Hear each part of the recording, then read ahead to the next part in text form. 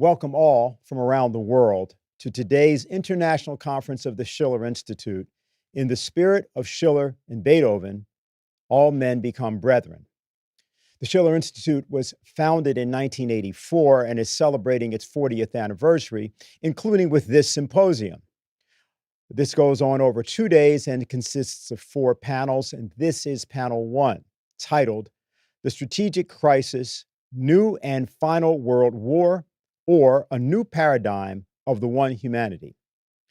We begin with a musical offering performed by 2 former board members of the Schiller Institute, the late baritone William Warfield and the completely unique vocal coach and pianist Sylvia Olden Lee. They performed the African-American spiritual Deep River. I was a boy soprano, and when my voice changed, my father put me out of the choir. He was the pastor of our church. My father was. And in the meanwhile, I took up piano, and that became my first love. And long about when I was about 16 years old, in a music class, the music teacher said to me, "Sing this next phrase, Bill." And I sang. She said, "You have a lovely voice, and I think you ought to try to sing. Would you like to come and take voice lessons?" That her name was Miss Miller, and I said yes. And so the end result was that I was asked to sing in an assembly program. And the thing that I chose, which I knew the most, having come out of a religious background, was the arrangement of Harry T. Burleigh's Deep River. And I still like to sing that, and it's very reminiscent of me when I was 16 years old.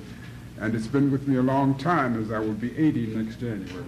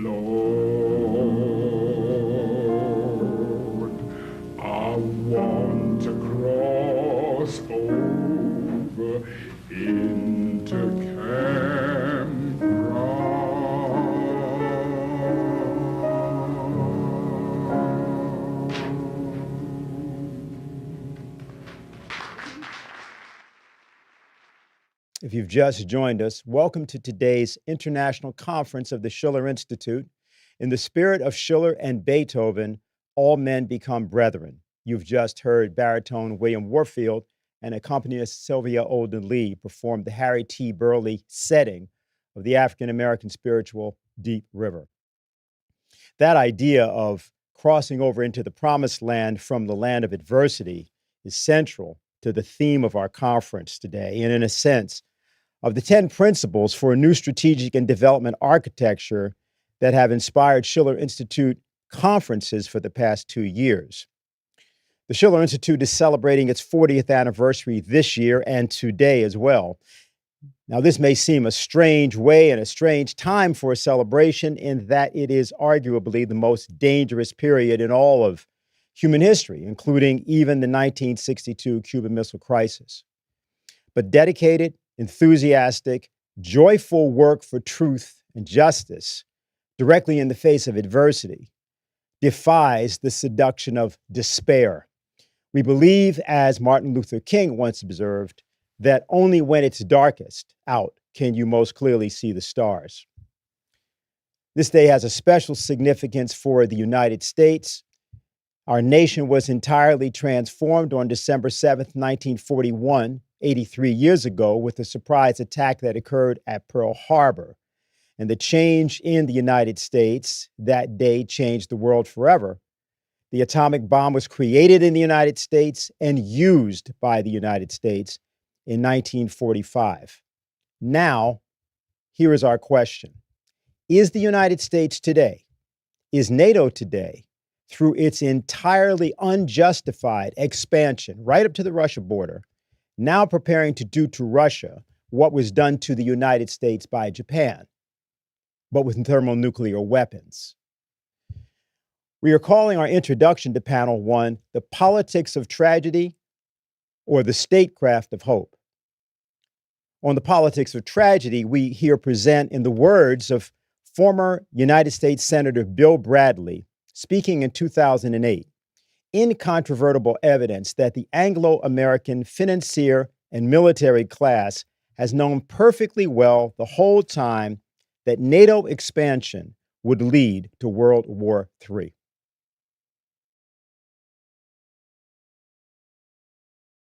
Made a fundamental blunder that the United States made in the mid-'80s, late '80s, early '90s, was the expansion of NATO.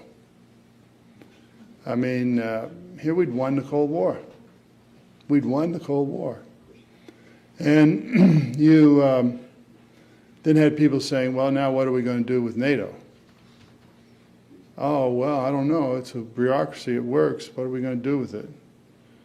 And so then the idea of expanding NATO.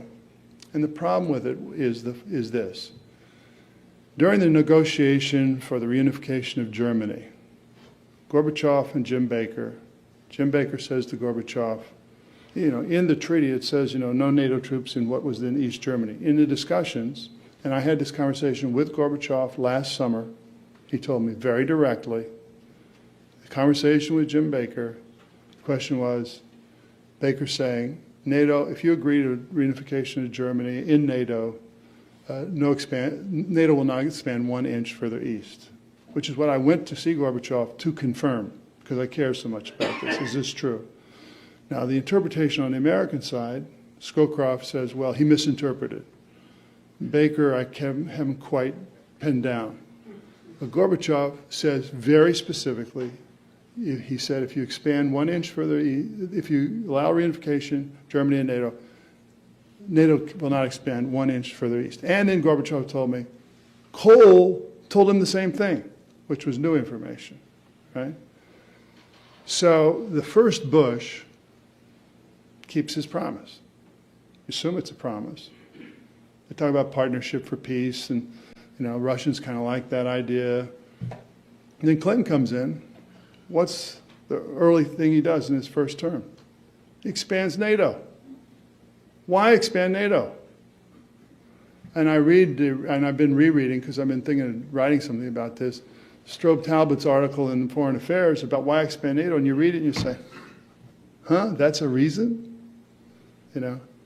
Here, it's unfortunate. It's a blunder of vision. And in the best of circumstances, it was bureaucratic inertia in NATO that people had to have a job In the worst of circumstances, it was a self-fulfilling prophecy with certain people in the Clinton administration who were irredentist, East European types, who believe Russia will forever be the enemy, and therefore we got to protect against the time where they might once again be aggressive, thereby creating a self-fulfilling prophecy.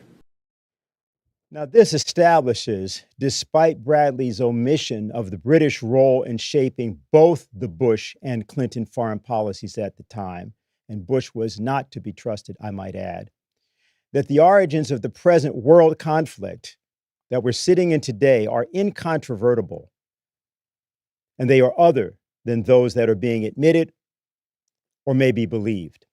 All great dramatists, whether Shakespeare, Schiller, Aeschylus, know and show that historical tragedies are not driven by tragic individuals. Historical tragedies, as they unfold, are basically not opposed. They are not vigorously opposed. And therefore, you have tragic individuals and tragic societies. The tragedy is in the vicious assumptions of entire societies that drive them, often complacently, to their doom, unless someone, even a single person at times, successfully takes arms against the sea of assumptions and by opposing, ends them.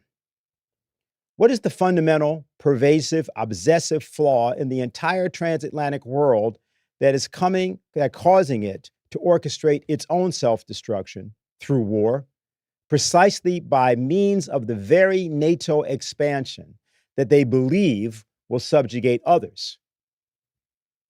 Is there a statecraft of hope?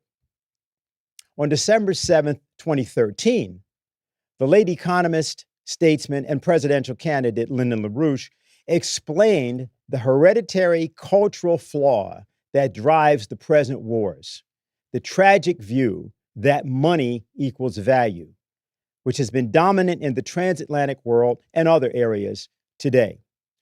LaRouche begins by referring to President Franklin Roosevelt's 1933 law separating financial speculation from commercial banking, known as the Glass-Steagall Act. There's the assumption that's made by all the people who are incompetent ever since they were swallowed by something happened years ago, decades ago, is they assume that money deposited in a bank or attributed to be imposed in a bank represents value. It does not. Money is a very tricky thing, money as such, because it has no intrinsic means of defending itself against hyperinflation or simple other kinds of problem. So only a certain credit system is the key to this process. Now, what happens is that we have now three categories we're considering. First of all, Glass-Steagall. That is an absolute. Glass-Steagall must be imposed as the original Glass-Steagall form.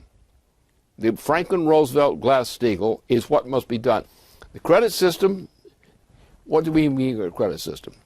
That the federal government organizes a system under which credit is uttered, and the anticipation is that is a time factor, that if we assign a certain value to something as credit, we must assume that by the time that credit has been collected or realized, that there will be growth in the value of the product and growth in the value of the credit itself. This can be interpreted various ways. It means that things become cheaper, and therefore you have a gain, which is margin for profit, because things became cheaper through productivity, for example, is that kind of method. But in the case, but otherwise, there is no other source value in terms of money as such, merely as circulated, as is being done now with this hyperinflationary process, which is about to destroy the United States. That cannot be tolerated. So therefore, the value lies in what? It lies in physical values per capita. Now, this also includes the increase of the value of work, the value of production. Because what happens as we become more efficient, we tend to go into higher technologies. These are more productive, and therefore we have a difference between the point that the credit is issued first and the time that it's matured when the payoff has to come. So the assumption is that an increase in productivity in two ways, either in terms of the absolute productivity or the combination of an increase in productivity and also an increase in decrease in the relative cost of the same item. We become more efficient, we can produce the same thing more cheaply. That's another source. But the point is that the key thing to the whole system is that you must realize that there must be an increase in the physical productive powers of labor as expressed in terms of net production, that must occur. And that's the basis of the credit system. That's where the question of determination of value lies. In other words, if you want a stable system, you've got to have growth, physical growth, or improvement in the efficiency of physical growth. So therefore, what you have is, by advancing credit, as if you were loaning money, that this money must increase in value. Well, the money doesn't actually increase in value. What increases in value, the cost of the product decreases in value, in terms of relative value. And that's the basis of credit. Credit does not lie in letting money sit in a bank. It must do something. It must change its character.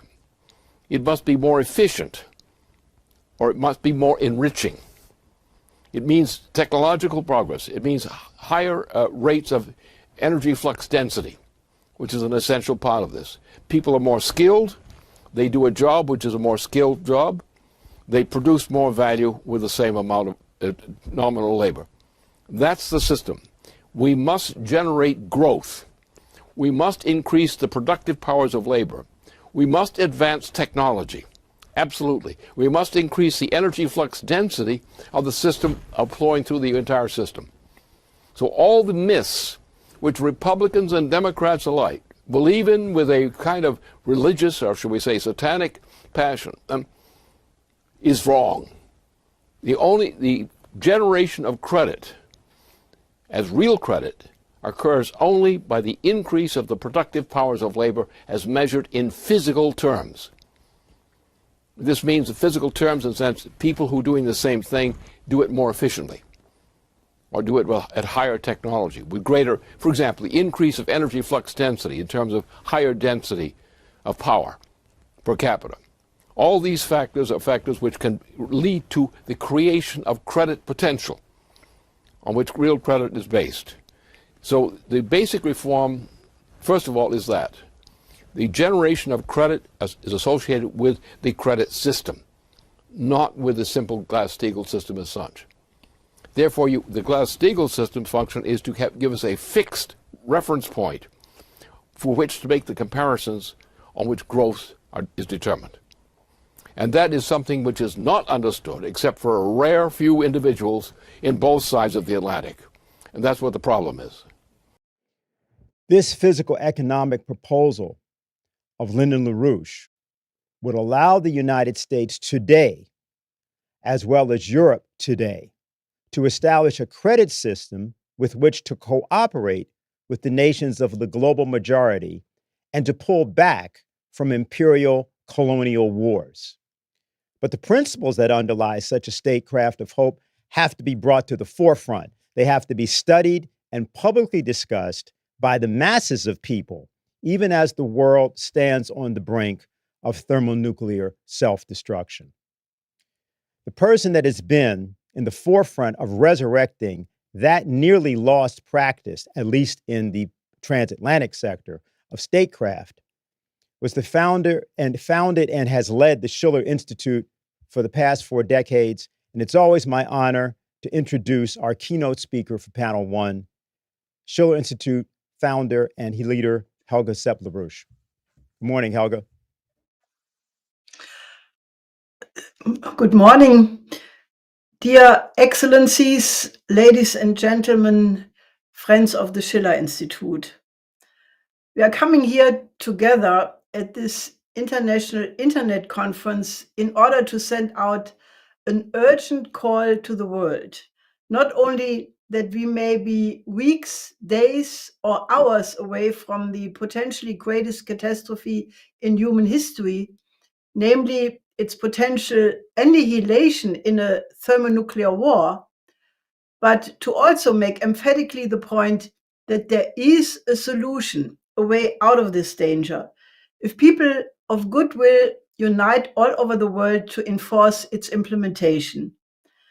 It is my great honor to greet all the distinguished panelists representing the Global South as well as Western nations at this 40th anniversary of the founding of the Schiller Institute.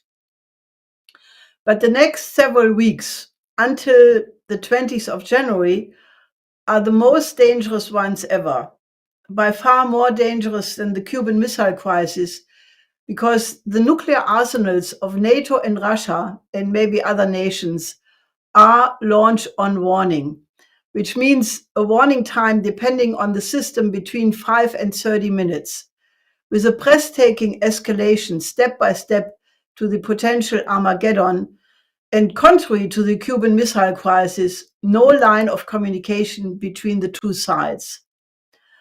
While President Biden until recently refused to allow Ukraine the use of ATACMS missiles for strikes deep into the territory of Russia, for the expressed fear that this would mean a direct military confrontation between the United States and other NATO states and Russia, less than 2 weeks after the election victory of Donald Trump on November 17th, he gave that permission, which was then promptly used by Ukraine on November 19th for strikes against the Russian regions of Kursk, which Ukraine had invaded on August 3, and Bryansk, totally ignoring the fact that Putin had updated the Russian nuclear doctrine end of September. In this doctrine, it states in point 11 that, quote, aggression against Russia and or its allies by any non-nuclear state with the participation or support from a nuclear state will now be considered a joint attack, quote end. Now, the United States and NATO were de facto in a state of war with Russia. That did not prevent Admiral Thomas Buchanan of the US Stratcom to declare in Washington on November 20th in an event with the title Report Launch Project Atom 2024 of the US CSIS that the United States would be ready for a nuclear exchange if the global leadership role of the United States was at stake. The next day, on November 21st, Russia fired the new hypersonic medium-range missile, the Oreshnik, on the Yuzhmash weapon factory in the Ukrainian city of Dnipro. President Putin, addressing a conference of the Collective Security Treaty Organization, CESTO, in Astana, said the following about this strike. Dozens of warheads, self-guided unit attacks the target at a speed of 10 Mach, 10 times the speed of sound. This is about 3 kilometers per second. The temperature of the striking elements reaches 4,000 degrees. If my memory serves me right, Putin noted the temperature on the surface of the sun is 5,500 to 6,000 degrees. Therefore, everything that is in the epicenter of the explosion is divided into fractions, into elementary particles. Everything turns essentially into dust. The missile is capable of destroying even heavily fortified structures and those located at considerable depths. With other words, Putin described the impact of the development of several Oreshnik missiles at once as being as powerful in terms of its destructive power as a nuclear weapon. Immediately, various Western experts were rushing to downplay the power of this new weapon as being negligible and nothing special. But that misses the point made by Russian military experts who insist that if the Oreshnik is used in a concentrated massive strike using several Oreshnik missiles simultaneously, then the result is comparable to a nuclear weapon. But it is a non-nuclear weapon that can be deployed at almost Mach 11 and therefore cannot be intercepted by NATO forces. It is hitting its targets with kinetic energy with such a high speed that it gets converted into thermal energy, which produces an expanding mass of superheated vapors with an energy density similar to TNT. It creates craters like a meteor at high speed. The hypersonic characteristics of this new weapon means that its designers employed the physics of hydrodynamic shock waves. It is typical of the usual denial by certain forces in the West that Putin is bluffing, that there are no red lines, etc., to dismiss the crucial characteristics of the Oreshnik, namely that it cannot be classified as a weapon of mass destruction. It demonstrates exceptional precision, and when used in combination with other newly developed weapons Russia has not yet demonstrated but hinted to, it can achieve the power approximating that of a nuclear weapon, but contrary to those, does not produce a nuclear fallout. But the Oreshnik surprise hints beyond its immediate application to another fascinating potential. When the world was threatened already once with nuclear extinction during the middle-range missile crisis beginning of the 80s, when the Pershing II and the SS-20 were likewise directed against each other with a forewarning time of only 4 to 8 minutes, Lyndon LaRouche developed the proposal which became known as the SDI after President Reagan adopted it as official US strategic policy announced in a TV address by him on March 23, 1983. It essentially was the idea that both superpowers, the United States and the Soviet Union, would jointly develop new technologies based on new physical principles to make nuclear weapons technologically obsolete. LaRouche's proposal included the concept of using these new technologies as a science driver for the civilian economies of both sides and a joint gigantic technology transfer to the developing sector in order to overcome the underdevelopment, and it was a comprehensive design to overcome the bloc formation in favor of a cooperation in the mutual interest. This proposal was rejected at the time by Moscow with the argument that it would bring the West more advantages than the Soviet Union.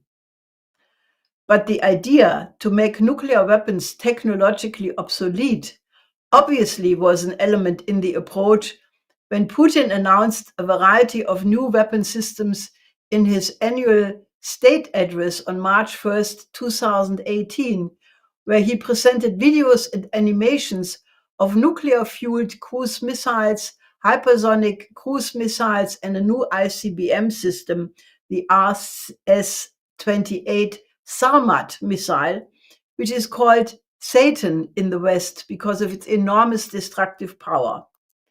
It is supposed to have 10 independently targetable re-entry rockets and up to 15 nuclear warheads. There is the concept of arms control treaties as an effort to prevent a nuclear holocaust. But as we have seen in the last 23 years, that only functions if both sides honestly agree to the agreement. Practically, every single disarmament treaty between the major powers has been cancelled. LaRouche's concept, which was backed by Reagan until the very end of his presidency, was to make nuclear weapons technologically obsolete. The development of the Oreshnik is essentially a step in that direction, even if the present speed of almost Mach 11 is not yet sufficient to parallel the impact of a nuclear weapon. But this is in all likelihood not yet the end of the research employing the principle of shock waves in hypersonic missiles. when these missiles at a higher speed will surpass the effect of a nuclear weapon, most probably in combination with other technologies, those nuclear weapons could become obsolete.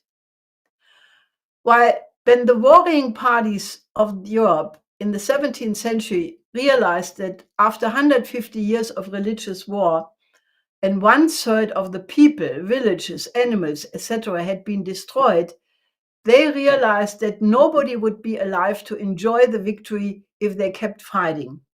They sat down at the negotiation table in Münster and Osnabrück, and after 4 years agreed on the Peace of Westphalia.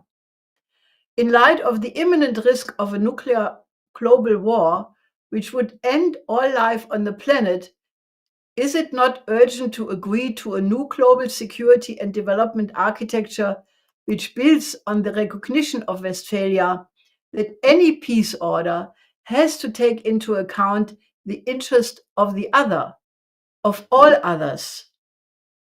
And would it not be extremely urgent that these negotiations would include the joint collaboration of military scientists from Russia, China, and the US to work together on the research of new physical principles which could make nuclear weapons obsolete? Kurt Campbell, Deputy Secretary of State, recently told the US Foreign Affairs Committee, quote, "Frankly, the Cold War pales in comparison to the multifaceted challenges that China represents, insisting that this would be the most significant challenge in the history of the United States. It's not just a military challenge, it's across the board, it's the global south, it is in technology. We need to step up our game across the board." This amazing admission that it is the scientific and technological rise of China, and by implication the rise of the global south, which is regarded as the unprecedented threat in the history of the United States, deserves further scrutiny. As a matter of fact, it points to the solution of the Gordian knot. When the Cold War ended because of the economic failure of the Soviet type of economy, there was for a certain period no strategic threat, as such eminent witnesses at the time as US Ambassador Jack Matlock and others have testified. It would have been absolutely possible to implement a global peace order based on such proposals of LaRouche's productive triangle Paris, Berlin, Vienna of 1989 and the Eurasian Land Bridge of 1991 as the economic basis. These proposals were rejected by the neocons in Washington and London on the basis of what was later termed the Wolfowitz Doctrine and the related break of the promises to Gorbachev not to move NATO 1 inch to the east and not to station foreign troops on the territory of the former GDR. The first NATO expansion in 1999 included Poland, the Czech Republic, and Hungary, followed by 5 more over 1,000 kilometers to the east, as well as color revolutions, regime changes, and interventionist wars and unilateral sanctions, all aimed at trying to prove the Fukuyama statement that history had ended with the Cold War, meaning that the whole world would eventually adopt the Western liberal model of democracy. With it went a deepening of the paradigm shift LaRouche had warned against in his historic prophecy of 1971, when he characterized Nixon's adoption of flexible exchange rates as a system when that was adopted. The transatlantic world abandoned more and more sound principles of the real economy in favor of outsourcing to cheap labor markets, just-in-time modes of production, initial public offerings, and profit maximization through high-risk speculation in the derivative markets. At the same time, the view that Russia had been reduced to a, quote, regional power, as Obama insisted, led to the miscalculation that it was no longer necessary to keep the cutting edge on technologies related to higher energy flux densities in favor of a highly ideologized preference of green alternative energy sources with a very low energy flux density. China, on the other hand, which had already started to reverse the anti-science orientation of the Cultural Revolution with Deng Xiaoping's policy of reform and opening up, made further qualitative advances with the economic theory of President Xi Jinping. After China lifted 850 million of its own population out of poverty, he started to make the Chinese model of development available to countries of the global south when he initiated the policy of the new Silk Road in Kazakhstan in 2013.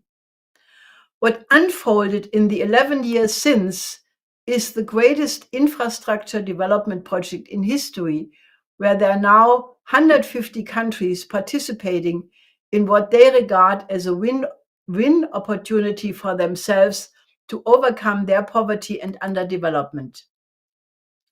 Inside of China, the focus on rapid development was more and more replaced with one of high-quality development, building up self-reliance and strength in science and technology. According to the Critical Technology Tracker of the Australian Strategic Policy Institute, China is now leading in 37 out of 44 technologies that the ASPI is tracking, among them the crucial fields of defense, space, robotics, energy, the environment, biotechnology, artificial intelligence, advanced materials, and key quantum technology areas. It also shows that for some technologies, all of the world's top 10 leading research institutions are based in China and are collectively generating 9 times more high-impact research papers than the second-ranked country. This emphasis has been accelerated since approximately mid-2023 by Xi Jinping, when he put forward the concept of, quote, new quality productive forces, which should be guided by new theories of productive forces. He demands that revolutionary breakthroughs in technologies should hasten the birth of new quality productive forces, which give rise to new industries, new business models, and new growth drivers. All of this will lead to an explosion of original and disruptive innovations in science and technology. Xi Jinping does not give it that name, but when one looks at the result of the, quote, explosion of disruptive technologies, it is very obvious that he has arrived at essentially the same economic science as my late husband, Lyndon LaRouche, which the video clip in the beginning was pointing to. His entire method was based on an understanding that the laws of the physical universe are of an anti-entropic nature, and that any qualitative advancement in the discovery of new universal physical principles would be necessary of a disruptive nature, causing a nonlinear increase in the degrees of freedom in the effects of the new discovery. The measuring rod, if such a discovery would be useful for the long-time survivability of mankind, was his notion that it had to lead to a higher relative potential population density. In his paper, What is an Economic Shockwave, published in 1982, he wrote, quote, from this point of reference, we despise the assertion that human knowledge is typified by perfecting an existing technological mode of repeated, unchanging practice. To the extent that we merely repeat more rigorously the same technology, mankind dies. A zero technological growth policy of guilt-like practice is the practice of a society which lacks the moral fitness to survive. We must despise notions respecting knowledge which bear upon the measurement of repeatable actions. LaRouche's entire scientific economic method was based on the fact that he rejected the linear Euclidean-based information theory and systems analysis of John von Neumann and Norbert Wiener, and instead applied the Riemannian geometry presented in the paper of the great Bernard Riemann of 1859 on the propagation of plane waves of finite amplitude and other Riemann's writings to the analysis of economic processes. He was emphatic that we are not living in a universe as described by such theoreticians in the tradition of Isaac Newton, but in a universe organized according to hydrodynamic principles. It is an irony of history, if you will, that in the two existential fields of military science and economics, it is those nations who apply the principles which LaRouche emphasized prove to be superior, while those who cling to the axioms of the Euclidean, Aristotelian, Newtonian outlook are failing. Would it not be about time to investigate the epistemological reasons for that, the LaRouche science? We are at a point of decision for the existence of humanity. In Ukraine, it's either the immediate peace negotiations or escalation to a nuclear conflagration. In Gaza, humanity is judged in front of a world court, and the verdict is devastating. We allow a genocide to go on in front of the world's eyes. The entire Southwest Asia about to go up in flames. South Korea, Georgia, Romania, all are the scene of the battle of world powers. We are confronted with the moral test of humanity to survive. We either put a new paradigm on the agenda, which puts the concept of the one humanity first and allows national interest only in cohesion with the interest of that one humanity, or we may not make it as a species. Let us reject the barbaric conceptions of Carl Schmitt, who maintained that the essence of politics would be the division into friends and enemies, and who foolishly saw the political sovereignty as having the power to decide on the exception in a declared state of emergency.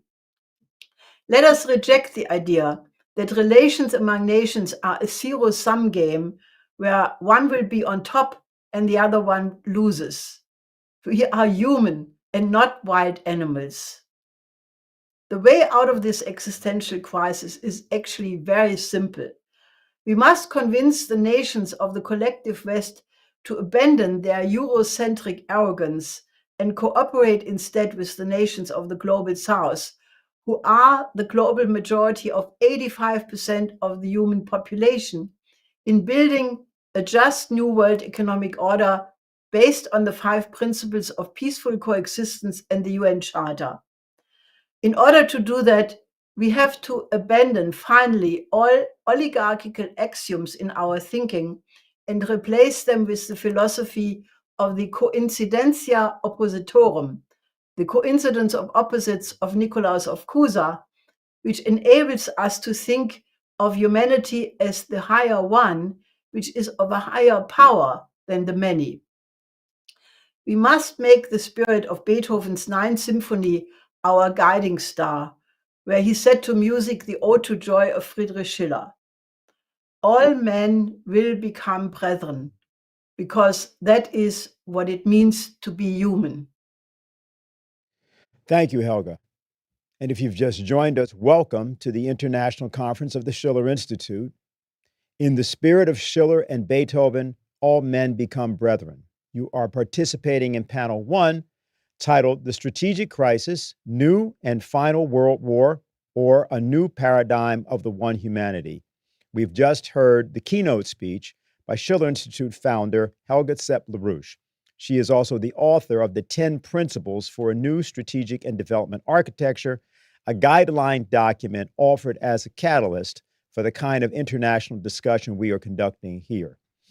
We will now hear Professor Dmitri Trenin of Russia. He is academic supervisor of the Institute of World Military Economy and Strategy at the Higher School of Economics University in Moscow. Welcome, Professor Trenin. Well, thank you very much for this invitation. I'm very honored to be invited to the conference of the Schiller Institute. Let me use the opportunity to congratulate the Institute and the people who work there on their 40th anniversary. Dr. Helga Zepp-LaRouche, in her brilliant analysis of where we are today, I think laid out a very wide and rich analysis of the current developments in the world and the dangers that humanity is facing. I fully subscribe to her analysis, and I support her clarion call to avert the looming nuclear catastrophe.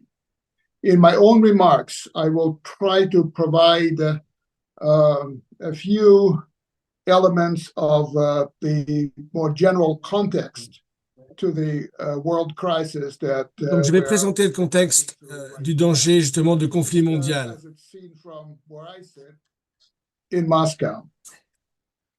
We need to understand where we are at this juncture. Globalization driven by the West is over. The world system has become global, but it's no longer tending toward Western modeled uniformity. Instead, regionalism is on the march, and this is an epoch of transition, and the transition is normally influenced by high turbulence, crises, and wars. We're not, however, in Cold War II, as some people claim. This is a misnomer. The analogy is wrong because the world is very different today from what it was in the second half of the 20th century. Dangers are more abundant and mostly new. The Torrance Cold War style, which kept the Cold War cold, does not work to prevent major power conflicts leading to a direct collision anymore. The salutary fear of nuclear weapons has mostly dissipated. The balance of power, another pillar of strategic stability, has shifted and become lopsided. Unchecked and unrestrained power, which recognizes no limits for itself, has led to first ever global hegemony of a single country. Within a generation, that hegemony, as it must, has become to crack and crumble. Attempts to salvage it now are as dangerous as they are futile.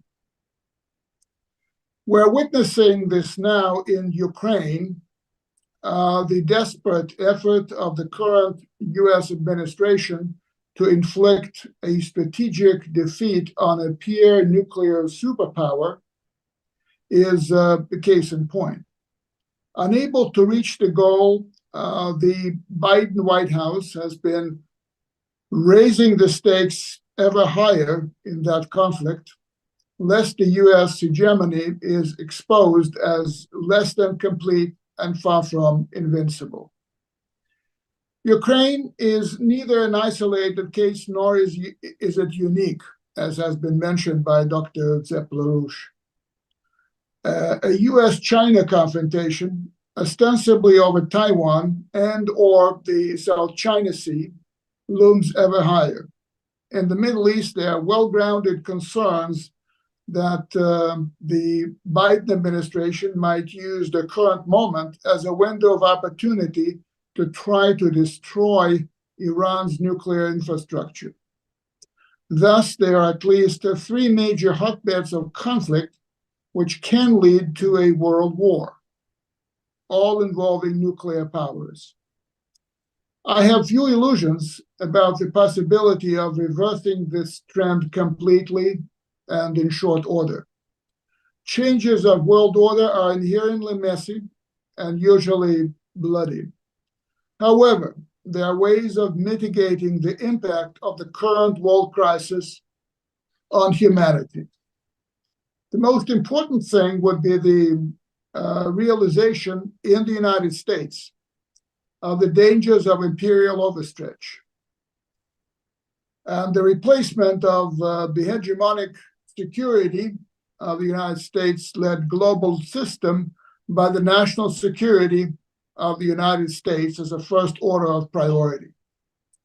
It's very interesting and telling that Russia's leadership of the day, despite the loud calls within the country to mobilize all its resources for the war in Ukraine, which is seen as defense against the US-NATO geopolitical aggression, is prioritizing sovereign economic, social, technological, and intellectual development, and using the war as a major instrument toward that goal. Russian leaders remember well the lessons from the Soviet past, when they spent so much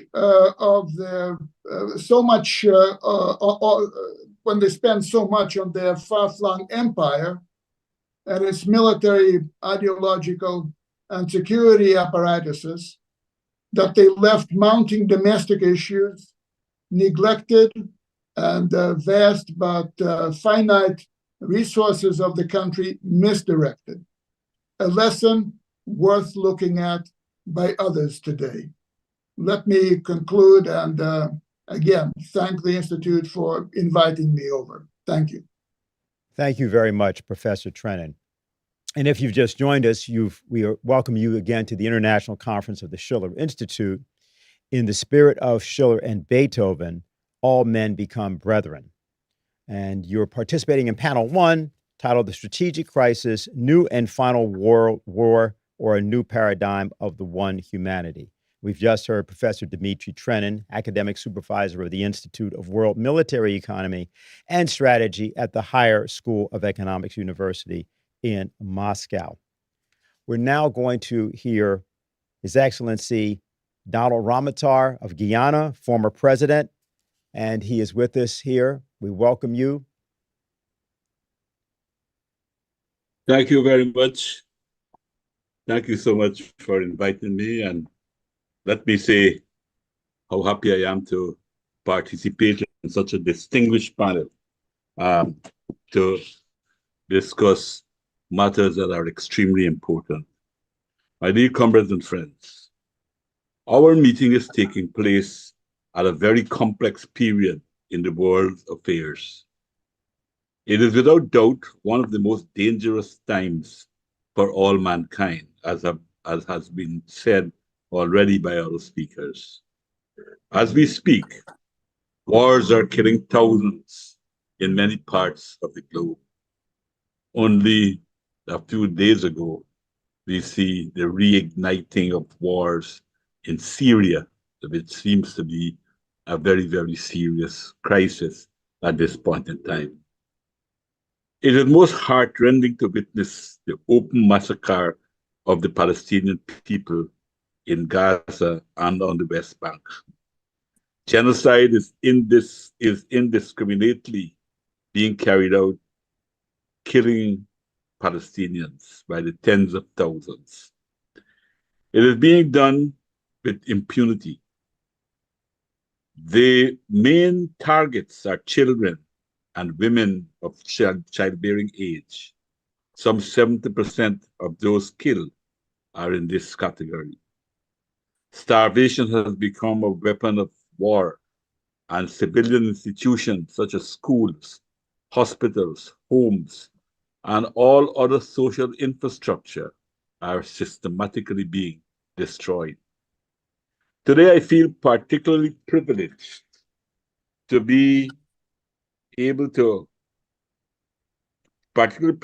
sharing this platform with comrades, Her Excellency Naledi Pandor, who will speak tomorrow, a former foreign minister of South Africa, who led her country's charge against the apartheid regime, the apartheid racist regime of Israel at the International Court of Justice. Comrade Pandor's effort and that of her country have helped to save the soul of our humanity and has given hope that a better tomorrow is possible. But it is not only the Palestinians that are fighting for their survival. The Russian people and the state were forced into a struggle for its security and its right to live in safety and peace. Since 2014, the United States and its NATO allies have sought to impose itself on Russia, to try to dominate Russia and prevent her socio-economic progress. Since the early 1990s, their goal was to try to ensure that Russia would be weak and powerless. That struggle has created a most frightening situation. This is because the military situation in the Russian-Ukraine conflict includes at least 4 countries that are in possession of nuclear weapons, which, if used, can very well mean the end of life on Earth. Unfortunately, the vast masses in the world are not really aware of the great danger that is facing us. Indeed, the consciousness of such a disaster lags way behind the real danger that exists.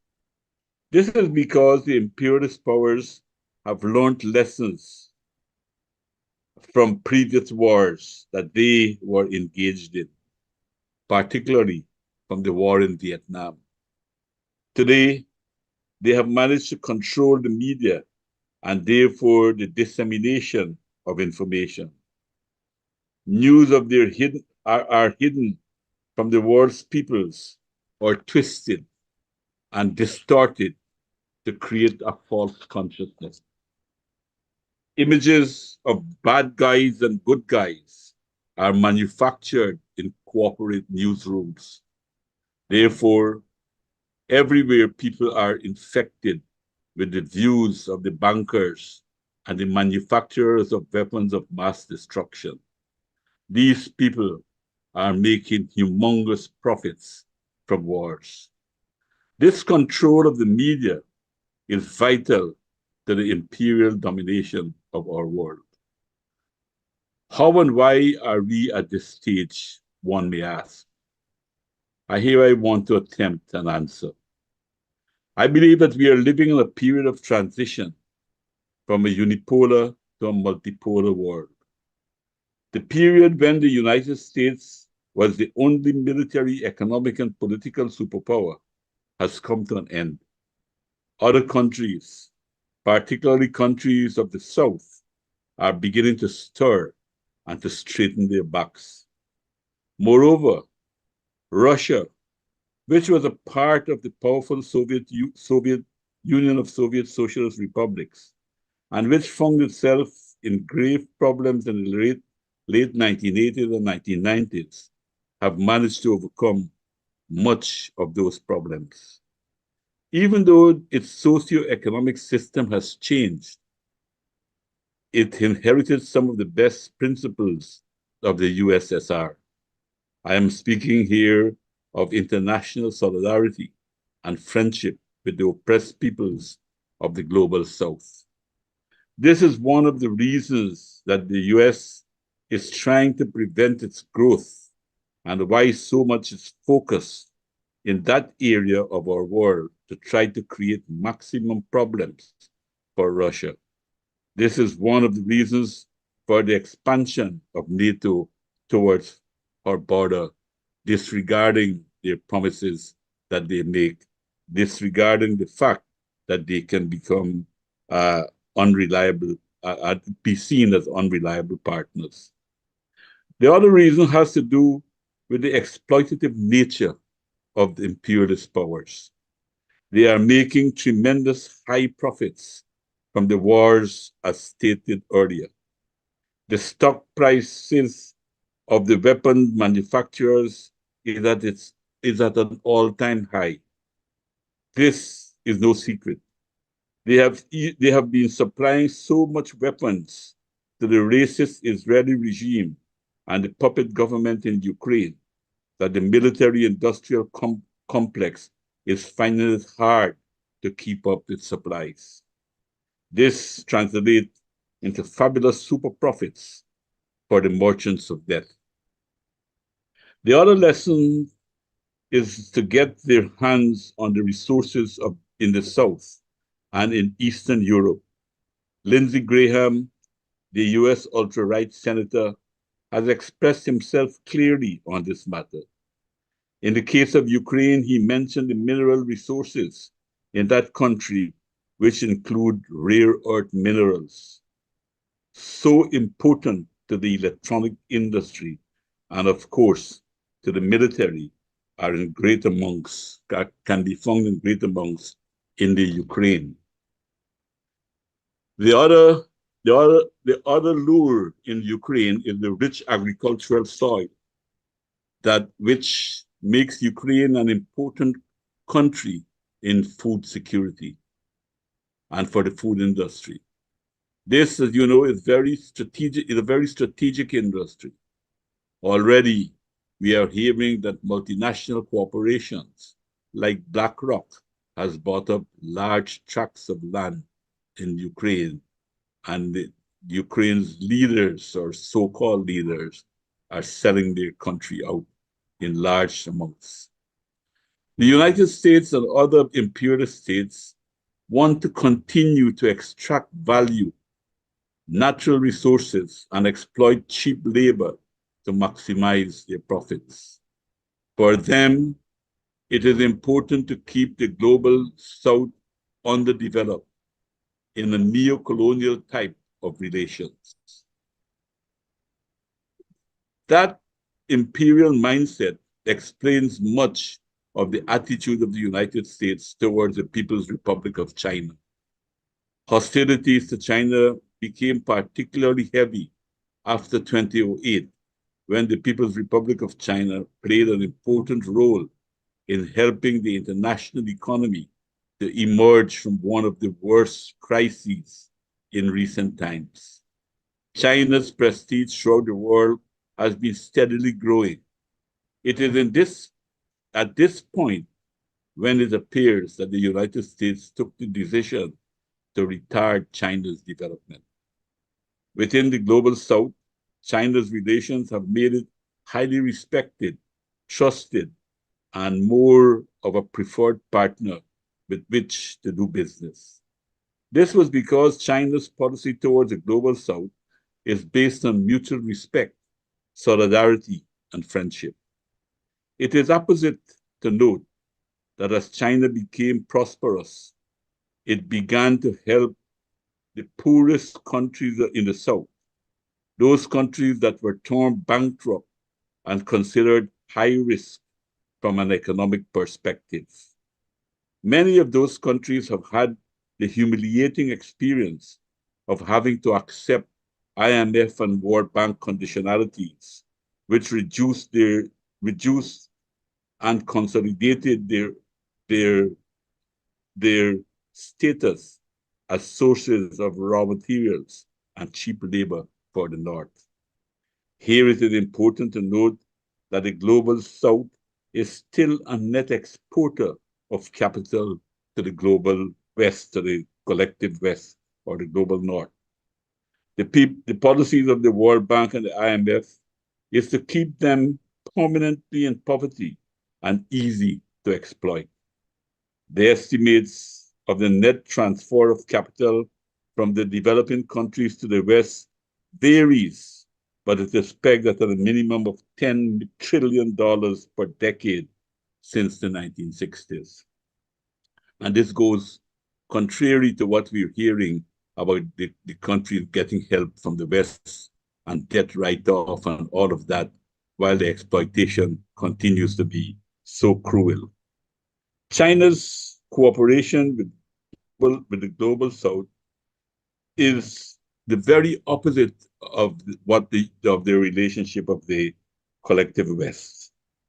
It is based on mutual benefits, or as the Chinese choose to call it, win-win relationship. Important infrastructure, such as roads, rails, sea and airports, are now making their appearance in the South.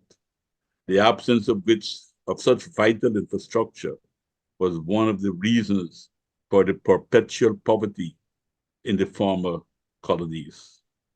Moreover, the People's Republic of China is also helping to build human capital. Apart from the increased scholarships for the students in poorer countries, China is helping to build social infrastructure such as hospitals, schools, universities, and houses of culture in many of the developing countries, our country included. These projects are, for the first time since independence of the 1950s and 1960s, allowing developing countries of the South to enjoy some economic sovereignty. Most of the projects that China is contracted to build are very transformative. This, more than anything else, is the source of the US hostility to China. It is in fact a contrast of philosophy and ideology that is being revealed with the contest that the American pushed on China. On the one hand, imperialism wants to continue to expand and to grow at the expense of the global South. May I say here, the strong imperialist powers does not only exploit the weaker South, but even its junior partner. How else can we explain what is happening in Europe today, as many of its industries, particularly in Germany, are migrating to the United States to re-industrialize the United States at the expense of their own partners in Europe? They have absolutely no feelings of solidarity. This is naked self-interest at all times. It's a dog-eat-dog mentality. Chinese relationship is based on its own traditional principles and its Marxist approach to the world. For instance, Chinese saying that the rising tide will float all boats is in accordance with the Marxist principle of international solidarity. The approach by China is assisting in bringing about a more just and prosperous world. The win-win approach underpins the new alliance that has emerged in the BRICS. It is growing in its attractiveness for its promises a more humane world. At the same time, it has, as I have noted, brought out the worst of the imperialist system, which has led to wars and destruction in many parts of our world.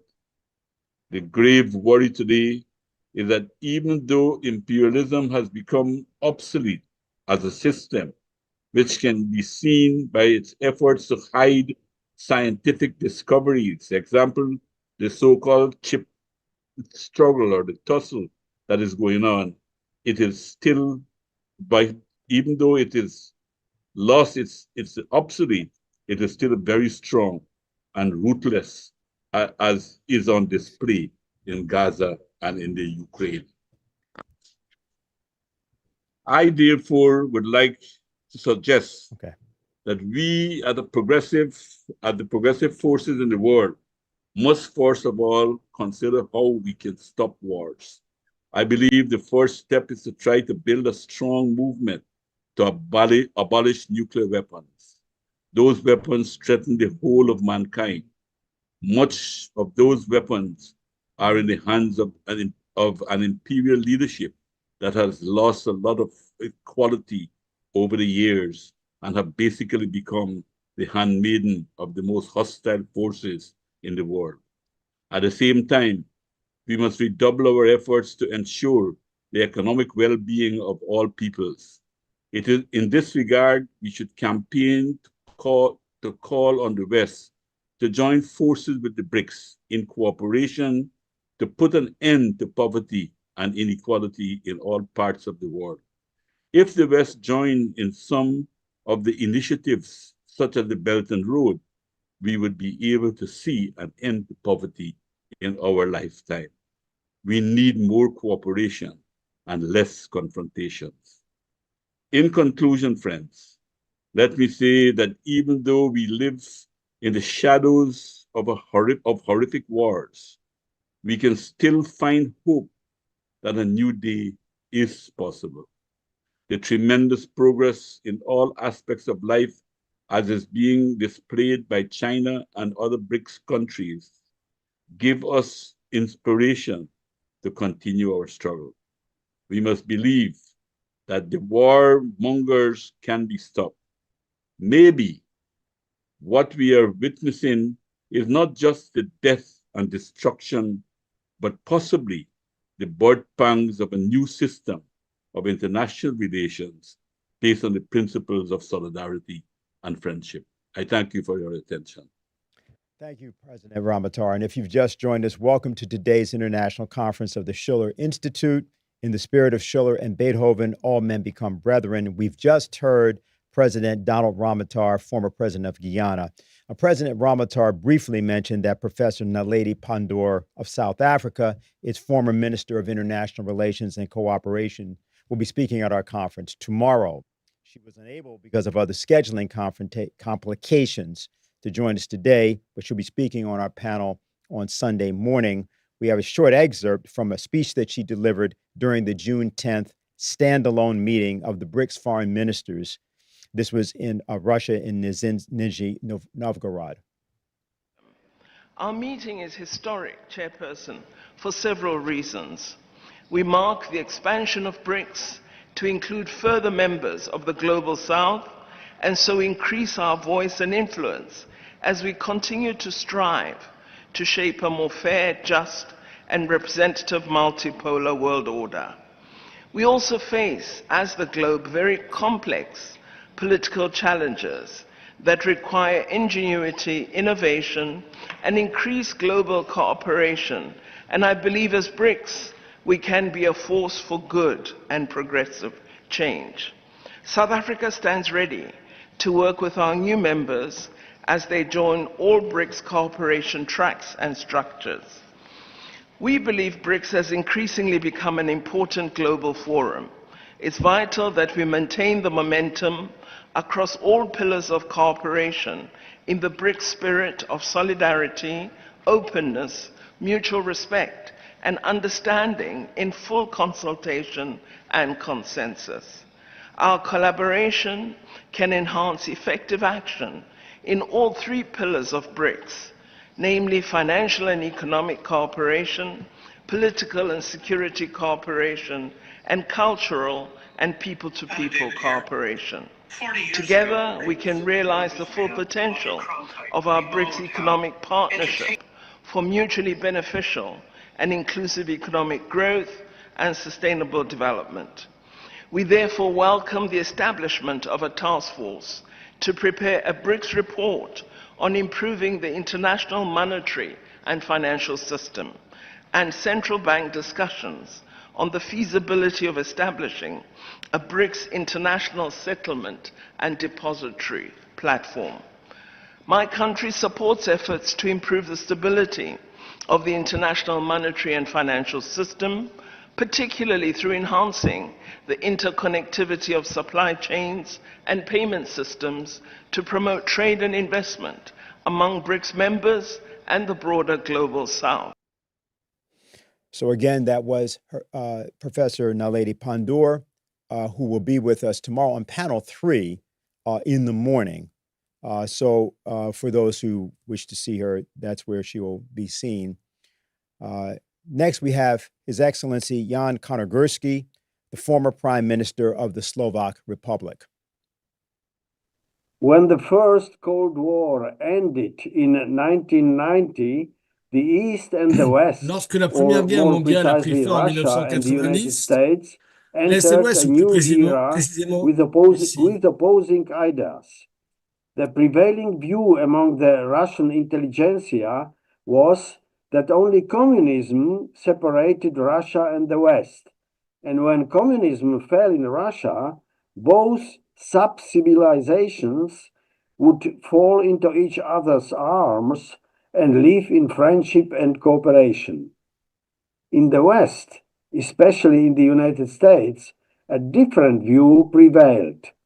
They considered themselves the winner of the Cold War, the world's power pole, globalization had begun, and NATO's expansion to the east had begun as well. In November 1990, former Warsaw Pact and NATO adversaries signed the Paris Charter, pledging friendship and cooperation, but the first Eastern states were soon admitted to NATO, even though in 1990 the US and Germany had promised Gorbachev that NATO would not expand to the east. The bombing of Yugoslavia without the approval of the UN Security Council in March 1999 resulted in the election of Vladimir Putin as president in Russia, not a proponent of a soft policy towards the West. In the United States, President George Bush Sr. signed Directive Number 10, stating that the United States would conduct a policy so that an adversary equal to the power of the United States could not emerge in the future.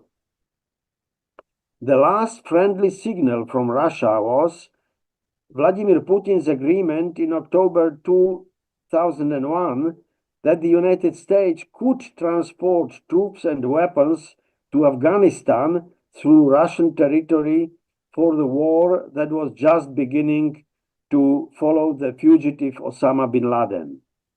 Then followed Vladimir Putin's speech at the Munich Security Conference in February 2007, stating that Russia would take similar security steps against the West as the West would take against Russia.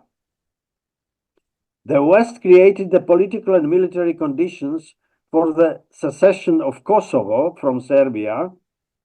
Also, United Nations Security Council Resolution 1244 on the end of the war in Yugoslavia did not allow it. The United States spent $5 billion on regime change in Ukraine in 2014. Russia created the political and power conditions for the secession of Crimea from Ukraine in the same year and the defense of part of the Donetsk and Lugansk Republic against Ukraine. Ukraine stopped the flow of fresh water to the peninsula. The US began building its base in Ochakovo on the Black Sea. Developments resulted in Russia's current military operation against Ukraine. At the beginning of the operation, European Commissioner for External Relations, Joseph Borrell, stated that the outcome of the operation would be decided on the battlefield. Now, as the Russian army pushes back the Ukrainian army, armed and supported by the entire NATO bloc, voices are being heard in the West that the war should at least be stopped at the negotiating table. But conditions of such negotiations mentioned in Western medias are completely unrealistic. Negotiations for peace, or at least a ceasefire in Ukraine, are encountering several obstacles, and I will try to list them. Russia has a deep distrust of the West. especially of the United States and Great Britain, because they have deceived it more than once. They promised Gorbachev that NATO would not expand to the east, and it is expanding. Germany, Poland, and France guaranteed the Minsk agreements of 2015, but Angela Merkel openly admitted that the Minsk agreements were only intended to buy time for Ukraine to arm itself. Similarly, in February 2014, they guaranteed the observance of the agreement between the protesters in Kiev and the Yanukovych government. When the protesters broke the agreement literally a few hours after Yanukovych had complied with the agreement, the Western guarantors did not have the moral standard to at least admit that the protesters had violated the agreement. Personally, I was most disappointed that even the current German president, Frank-Walter Steinmeier, who was also one of the guarantors, did not have the courage to admit that the agreement had been violated by the protesters. In March 2022, Russia and Ukraine initiated an agreement in Istanbul to end the war. British Prime Minister Boris Johnson immediately flew into Kiev and put pressure on President Zelensky to back out of the agreement. The weak Zelensky did so and made it impossible to end the war right from the start.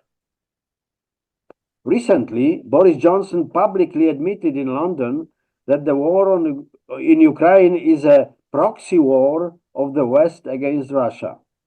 Since then, about 500,000 Ukrainian soldiers have died. I would not want Eastern nations to die for the selfish interests of the Anglo-Saxons. Until this year, Western media continued their convinced their consumers that Ukraine would win the war against Russia because the entire West supports it. It turns out that it was pure propaganda. After all, it was clear from the beginning that Ukraine had no chance against a Russia that is 3 times larger. If NATO decided to send its soldiers to Ukraine, Slovakia would not send its soldiers. The majority of Slovaks do not consider Russia their enemy, as proven by public opinion polls conducted by American agencies. I consider the claim that if Ukraine lost, Russia would move further to the West to be propaganda. Russia does not have the strength to move further to the West. Besides, it also has historical experience. During the Cold War, the larger Soviet Union held Central Europe, but uprisings broke out against it in East Germany, Poland, Hungary, and Czechoslovakia. In the end, Gorbachev decided to let Central Europe go. Russia does not even need to control Central Europe by force. It only needs to ensure that there are no military bases against Russia.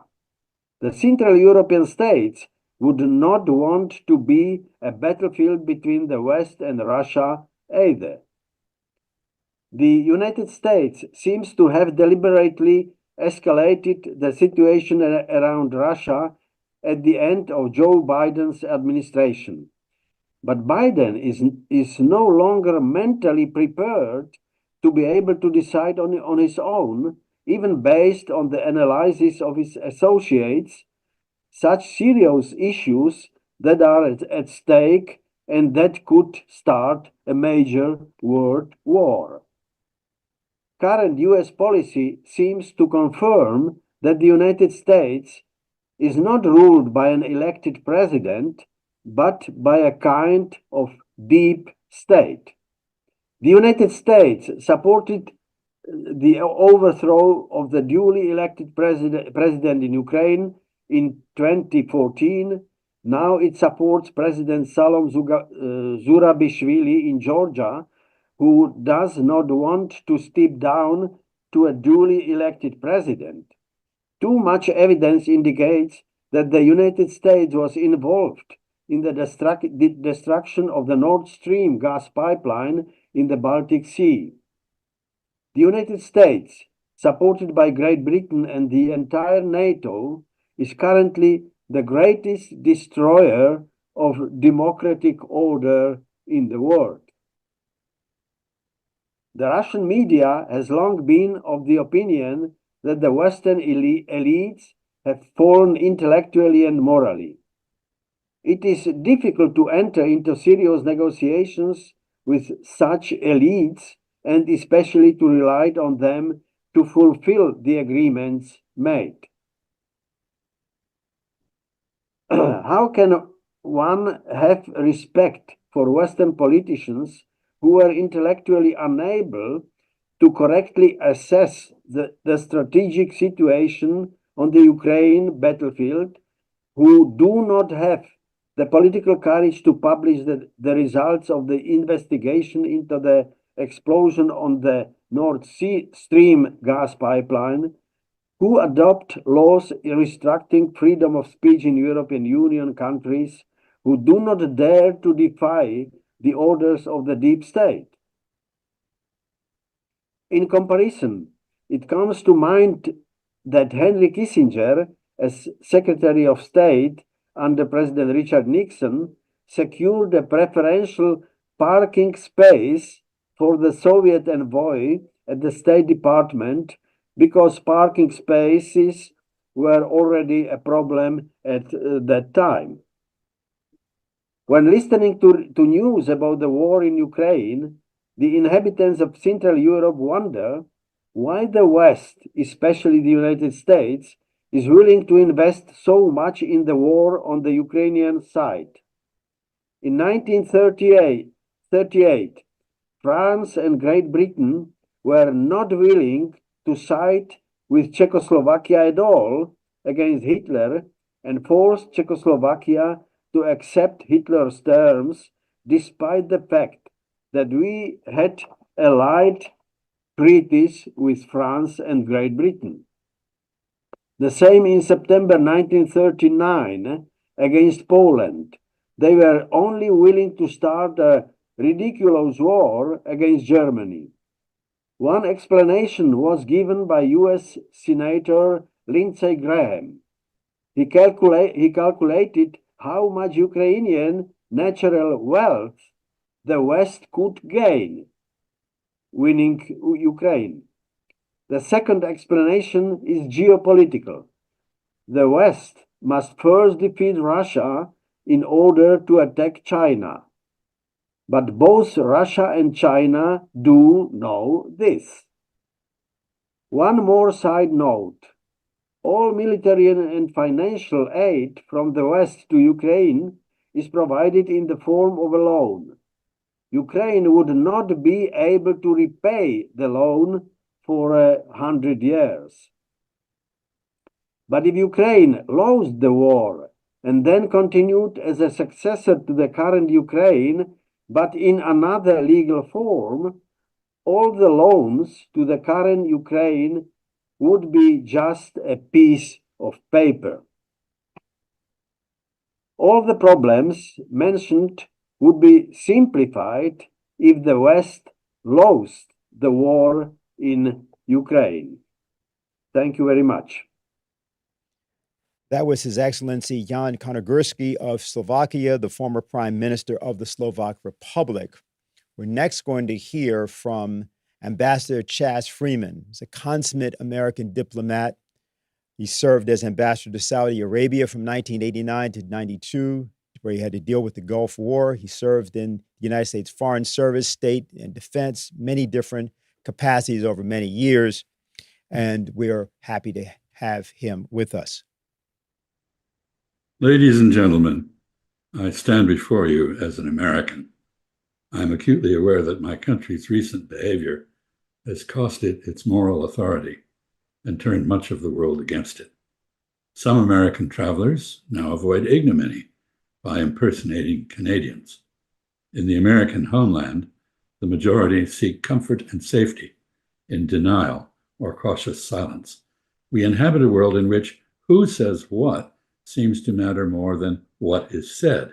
But any statement at odds with the official narrative is immediately branded as disinformation, denied a hearing, and deleted from the public record. In these circumstances, there is clearly a case to be made for self-deception and political cowardice, what might be called ostrich politique. But reality is immutably out there whether we acknowledge it or not. Saying and doing nothing does not and cannot mitigate the risks of the current global crises. But taking the initiative to do so is essential if we and our species are to survive and prosper in peace. The human species has never posed as great a danger to itself as it now does. If human-induced climate change does not make our planet uninhabitable, several nuclear wars in the making could well do so. In the bipolar world order of the Cold War, the Cuban Missile Crisis reminded everyone of the risks to human existence that a nuclear exchange would entail. After it, leaders in both Moscow and Washington resolved to avoid a war that might escalate to the nuclear level. In the latter stages of the Cold War, cooperative relations between the United States and China ruled out any thought of a nuclear exchange between the two. India and Pakistan, another nuclear dyad, showed that nuclear powers could fight without necessarily escalating to the nuclear level. But the world has changed, and the nuclear allergy that induced caution is not what it was. The humane world order that the victors of the Second World War envisaged has expired. Egregious violations of international law, invasions, genocides, territorial aggrandizements, gross violations of human rights now take place with impunity. In the unilaterally asserted rules-based orders that are succeeding international law and comity, the strong once again do what they can, while the weak suffer what they must. The adage that a nuclear war cannot be won and must never be fought has been set aside, as all 9 nuclear powers introduce new warheads and delivery vehicles and escalate their threats to each other. Incaution has made nuclear war between the Russian Federation and the collective West a looming possibility. China and the United States are each readying themselves for a war over Taiwan that both recognize could go nuclear. North Korea promises to respond to attempted regime change with a nuclear attack on the United States. Israel seeks a war to eliminate Iran as a counter to its genocidal policies and territorial expansion, and does not rule out the use of its nuclear arsenal to accomplish this. The absence of effective means of communication between nuclear powers compounds the risk. Key arms control agreements have expired or been abandoned. No one seeks to replace them. There are now no functioning mechanisms for escalation control between nuclear-armed belligerents. Diplomatic dialogue between the great nuclear powers is rare or non-existent. In his 4 years as Secretary of State, Antony Blinken has not once visited Moscow. Russian Foreign Minister Lavrov was last welcomed in Washington 5 years ago.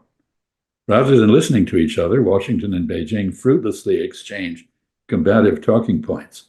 Israel and Iran have outdone Washington, Moscow, and Beijing in demonizing and ostracizing each other. In the absence of a vision for peace backed by diplomacy, the drift toward further escalation in Ukraine, West Asia, the Taiwan Strait, and Korea continues unabated. Ukraine has valiantly resisted invasion by Russia, but has now clearly lost the war. It is militarily exhausted. The war has devastated its infrastructure and ruined its economy. Russia is steadily taking more of its territory. Ukraine has been depopulated. The West, nonetheless, continues to insist that Ukraine fight Russia to the last Ukrainian, but the remaining Ukrainians need peace, not war. To end the war without further losses, Ukraine must return to the unpalatable Russian terms to which it agreed 2.5 years ago at Istanbul. Neither the West nor Ukraine has put forward realistic alternatives. Instead, both have continuously attributed to Russia aims that it has never espoused and that it has no capability to achieve, namely conquest of all of Ukraine as a first step to the conquest of all of Europe. This is propaganda intended to bolster European support for weakening and isolating Russia, fear-mongering derived from baseless conjecture inflamed by Cold War paranoia. Moscow's terms for peace in Ukraine and Europe are no secret. They were clearly laid out in its December 2021 demand for negotiations. The Russian position was no surprise. Moscow first voiced it in 1994. But the West's refusal to talk in the face of a clear ultimatum did surprise Moscow. This sparked its so-called special military operation in Ukraine 2 months later. Russia's stated objectives in Ukraine are, first, denazification and demilitarization, an end to the persecution of Russians and other minorities in Ukraine, and an end to security threats to Russia emanating from Ukraine. Second, the restoration of Ukraine to the neutral, non-aligned status in which it was born. And third, negotiations with the United States and others to craft a European security architecture that can reassure both Russia and the West. The first two objectives parallel the provisions of the Austrian State Treaty of 1955. This ended the occupation of that rump part of the former Third Reich by British, French, Soviet, and US forces. It created an independent, neutral Austrian state in which the linguistic and cultural rights of minorities were internationally guaranteed. It provided a solid basis for today's prosperous Austrian democracy. It set a precedent on which a neutral, independent, and democratic Ukraine could yet be built. Such a Ukraine would be both a buffer and a bridge between Russia and the rest of Europe. The EU accession process could cure many of Ukraine's current ills, among them its notorious corruption. Of note, Russia has never objected to the idea of Ukraine joining the European Union. The Partnership for Peace, which Russia joined in June 1994, has the potential to become a cooperative security system for Europe backed by NATO. European history prior to the Cold War demonstrates that without Russian participation in the management of peace and security, Europe cannot be stable. Given Kyiv's repudiation of the Minsk Accords and the blood Russia has spilt to protect Russian speakers in the oblasts it has officially annexed, Moscow expects to keep them. There is little doubt that this accords with the will of their inhabitants. But Russia needs to allay concerns in the West about its strategic intentions. This is a prerequisite for the achievement of a stable peace in Europe. Reluctant as it may be, Russia should consider permitting internationally supervised referendums in the parts of Ukraine it has occupied. In Ukraine, as in the Korean conflict, an end to the fighting will likely follow rather than precede negotiations. A Korean-style armistice would perpetuate tensions and animosity rather than creating a Ukrainian peace on which a broader European peace could be built. Ukrainians and Russians must fix borders that enable them to coexist peacefully in future. As was the case in the Peace of Westphalia, negotiations will be complex, take time, and involve talks in diverse forums with varying participants. But difficult as they may prove, negotiated solutions for both Ukraine and a new European security system are both overdue and desperately needed. I have more to say, but I'm out of time. Thank you. Thank you, Ambassador Freeman. And we will be hearing from the ambassador during the question and answer period. Let me also just note that he was the main interpreter for President Richard Nixon and Richard Nixon's famous 1972 visit to China. So he is a consummate diplomat and represents a tradition in the United States that we hope is revived yesterday, actually. Now we are going to hear from Professor Zhang Weiwei of China, Professor of International Relations at Fudan University. Thank you, Madame Helga Zepp-LaRouche, for your kind invitation to address this important conference to celebrate the 40th anniversary of the Schiller Institute. We have done so much in promoting peace through development and dialogues between civilizations over the past decades. Indeed, the world is faced with many crises and challenges. Nothing more accurately captures the overall mood today than the Munich Security Conference report for the year 2024, entitled Lose-Lose, suggesting that the post-Cold War optimism regarding security and development has dissipated, and much of the world is faced with a situation of lose-lose for all. Is there any possibility to achieve a win-win for all rather than lose-lose for all?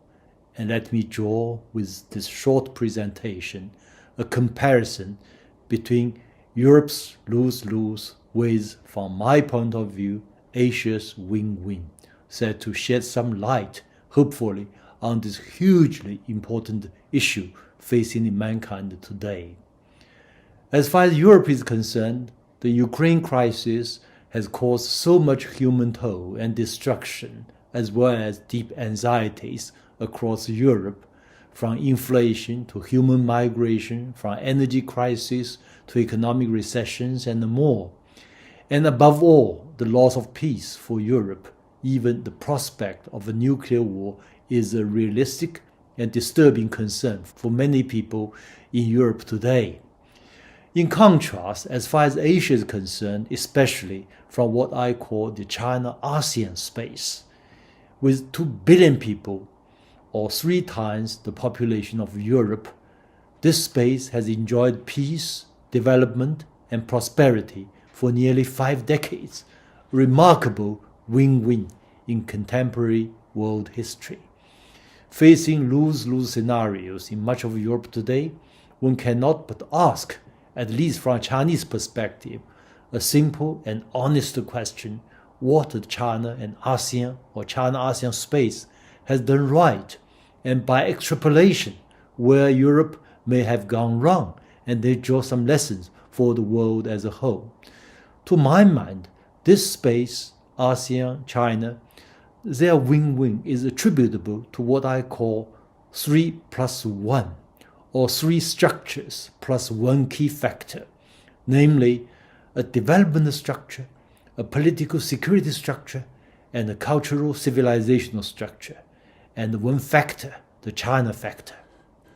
Let me start with the development structure.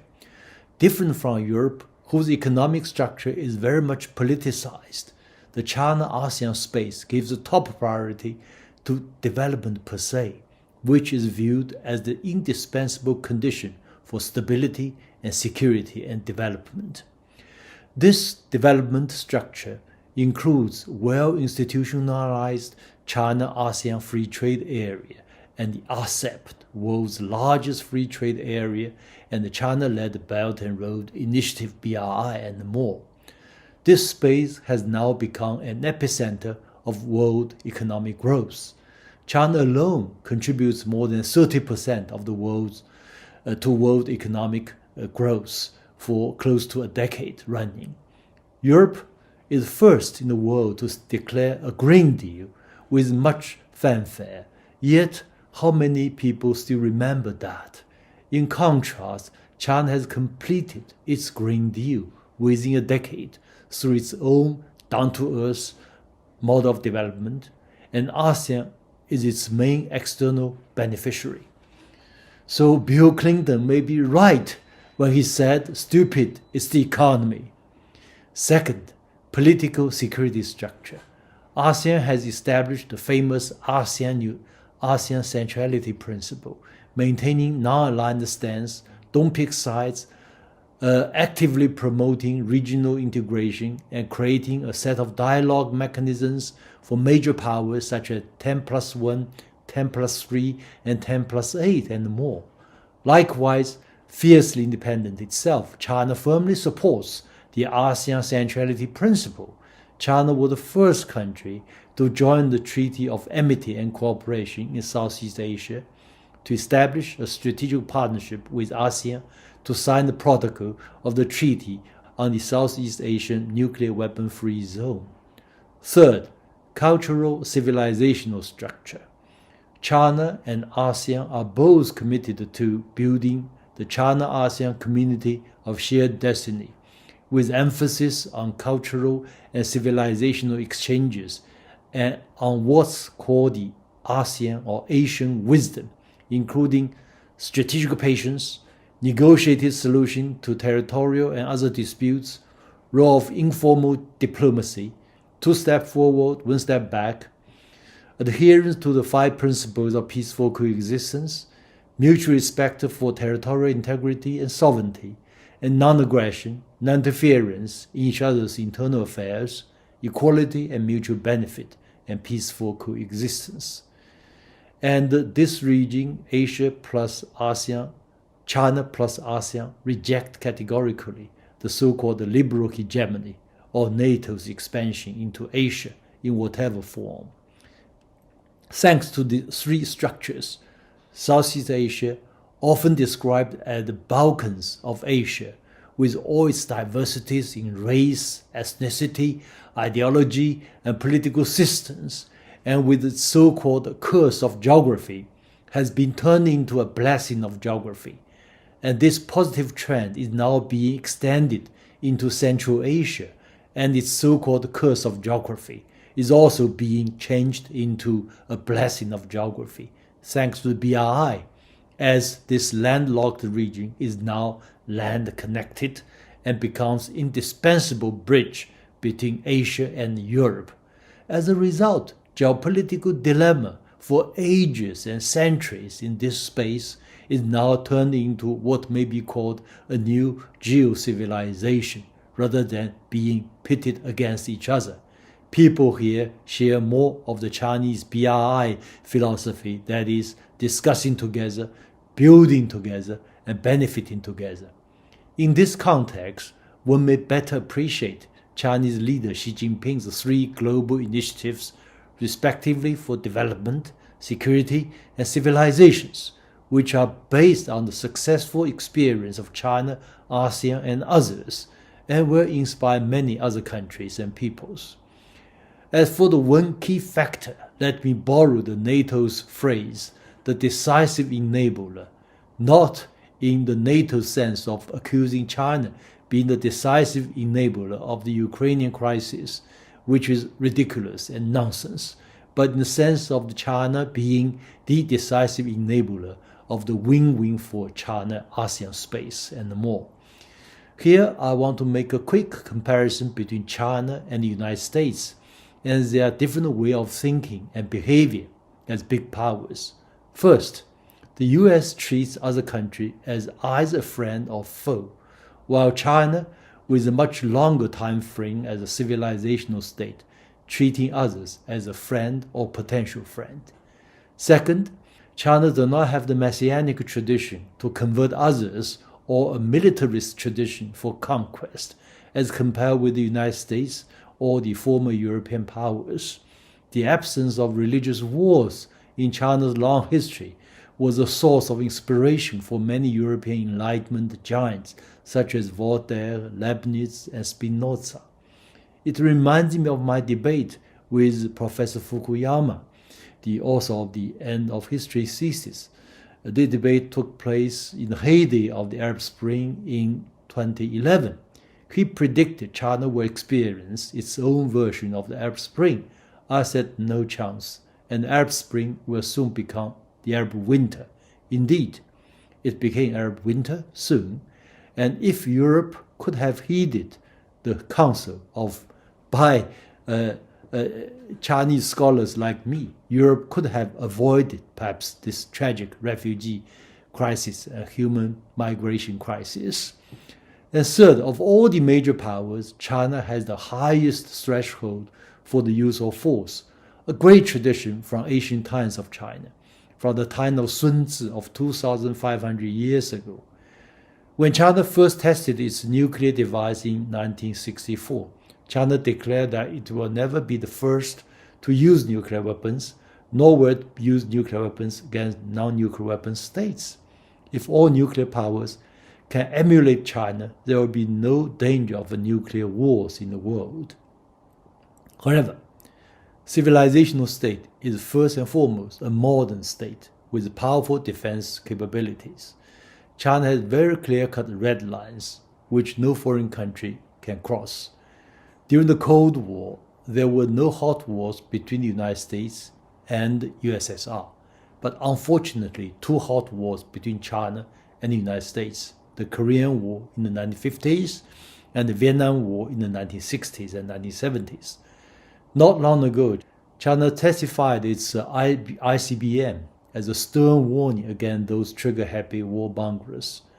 I myself have long ago coined a concept called Mutually Assured Prosperity, MAP, for the Sino-US relations to replace the outdated Cold War concept of mutually assured destruction, MAD, and now we have every condition to do that. Fourth, China has an overall vision for the world vastly different from that of the United States. China stands for unite and prosper, not divide and rule.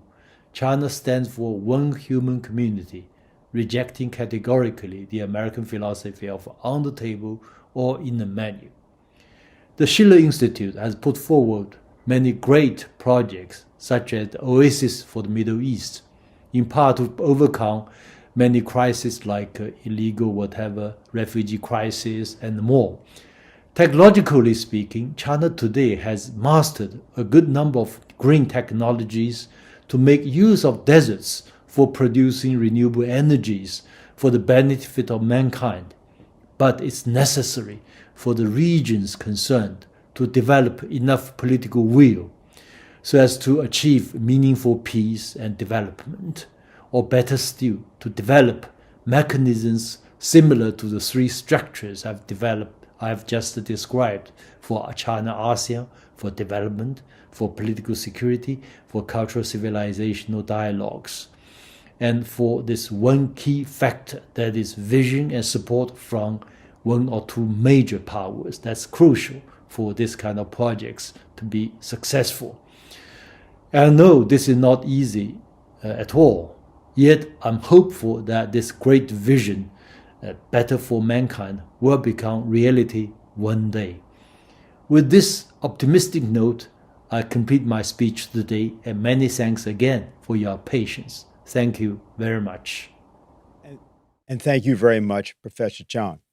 That's Professor Zhang Weiwei, Professor of International Relations, Fudan University, China, and I understand he's going to be on for the Q&A, which is, considering it's 12 hours difference.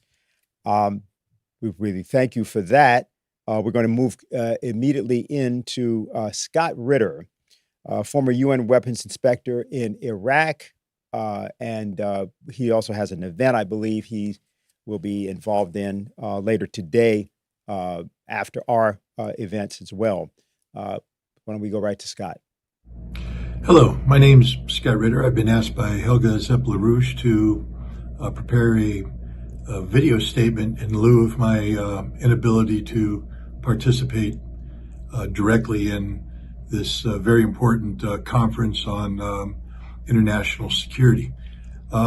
Today, I'll be addressing the issue of the potential of a nuclear conflict between Russia and the United States. I have for some time now been stating that I believe that this is not just a possibility, but increasingly becoming a probability given the trajectory of relations, the deterioration of relations between the United States and Russia, especially as they center in on the issue of Ukraine.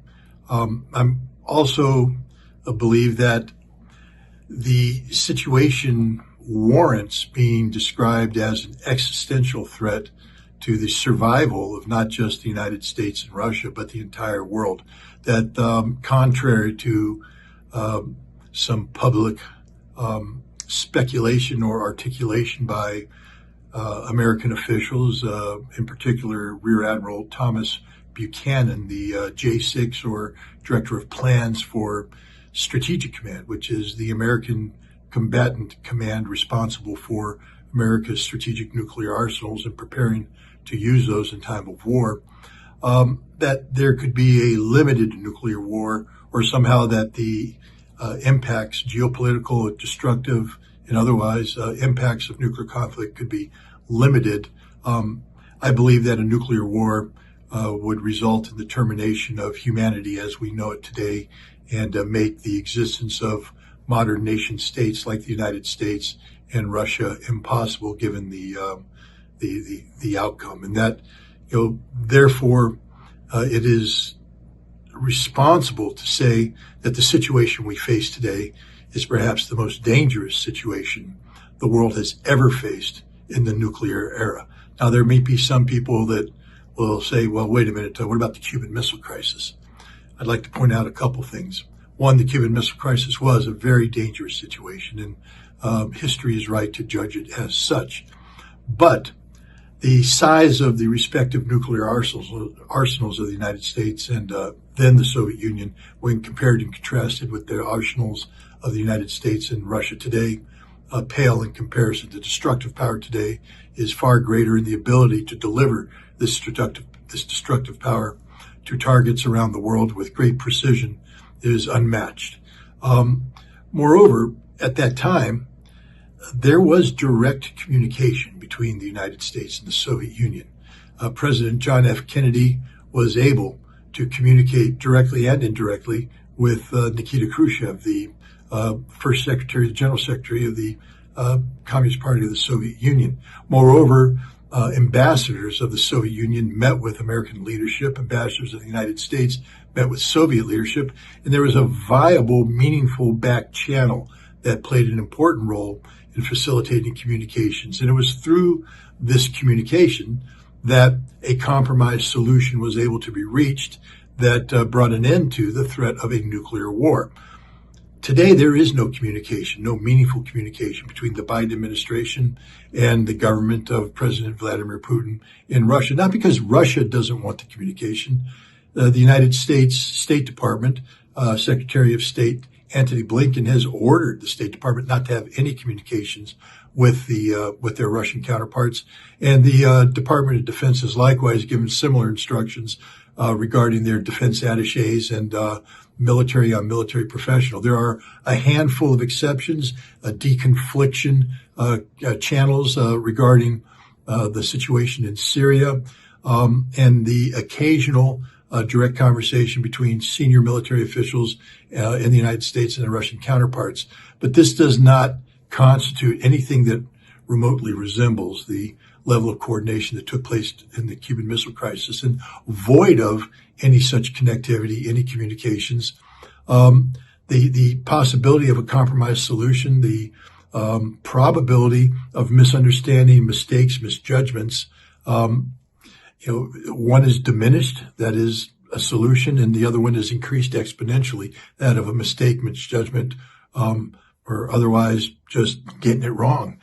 And when you get it wrong, when you're talking about nuclear war, you're talking about the end of the world.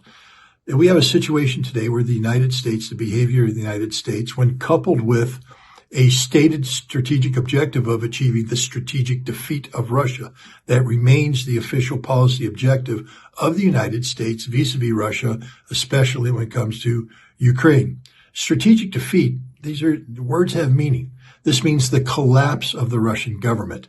This means the collapse of the Russian economy. This means the collapse of Russian society. This means the dismemberment of Russia. This means that Russia no longer exists as a unified state that is currently manifest in the form of the Russian Federation.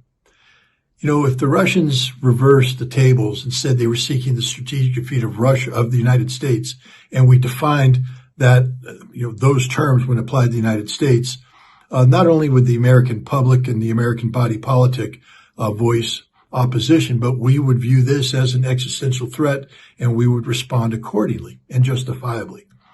Russia has likewise said that this is unacceptable. And then you marry this with a situation where the United States is engaged in direct combat operations against Russia.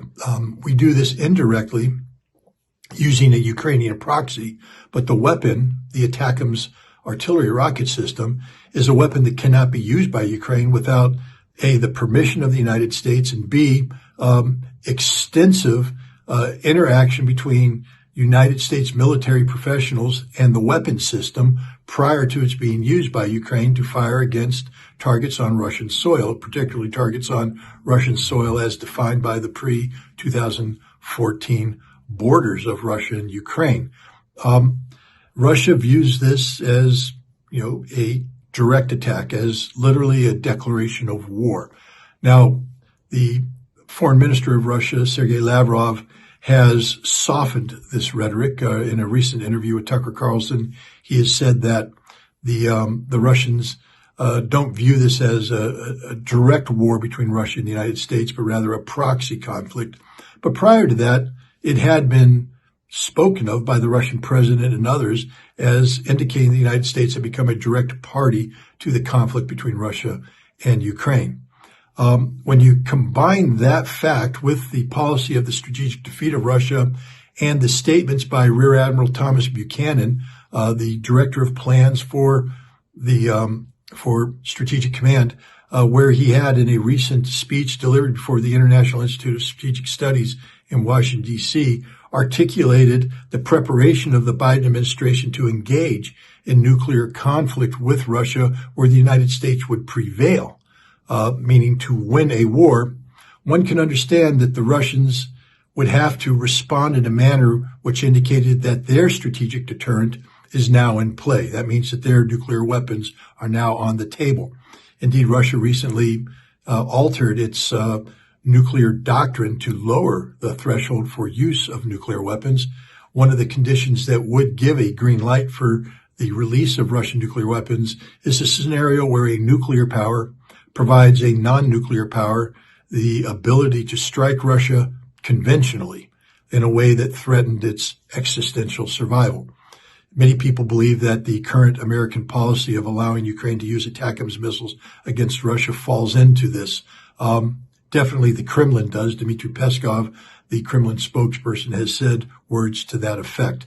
So here we are in a very dangerous situation where the behavior of the United States in Ukraine against Russia has raised the real possibility, indeed probability, of a nuclear conflict. The good news is we know what the problem is and how to solve this problem. The problem, of course, is the use of ATACMS missile by Ukraine against Russia. If you remove that from the table, you have eliminated the escalatory aspects of American involvement in Ukraine that could draw in Russia's nuclear weapons. We would have de-escalated this conflict. Instead, by continuing to use ATACMS, we've created the conditions where there are escalatory factors in play. Russia, for instance, making a decision to use the Oreshnik intermediate range missile in combat, the first time in the history of the world that a weapon system of this character, a strategic weapon system, has been used in combat. Fortunately, it was a non-nuclear payload, but the bottom line is we have crossed yet another threshold, one that Russia has indicated will be crossed again if they are called upon to respond to additional attacks by Ukraine using American-provided and American-facilitated ATACMS missiles. Right now, as we speak, the United States Congress, the House of Representatives, have several initiatives underway to put pressure on the Biden administration to get a reversal of that decision.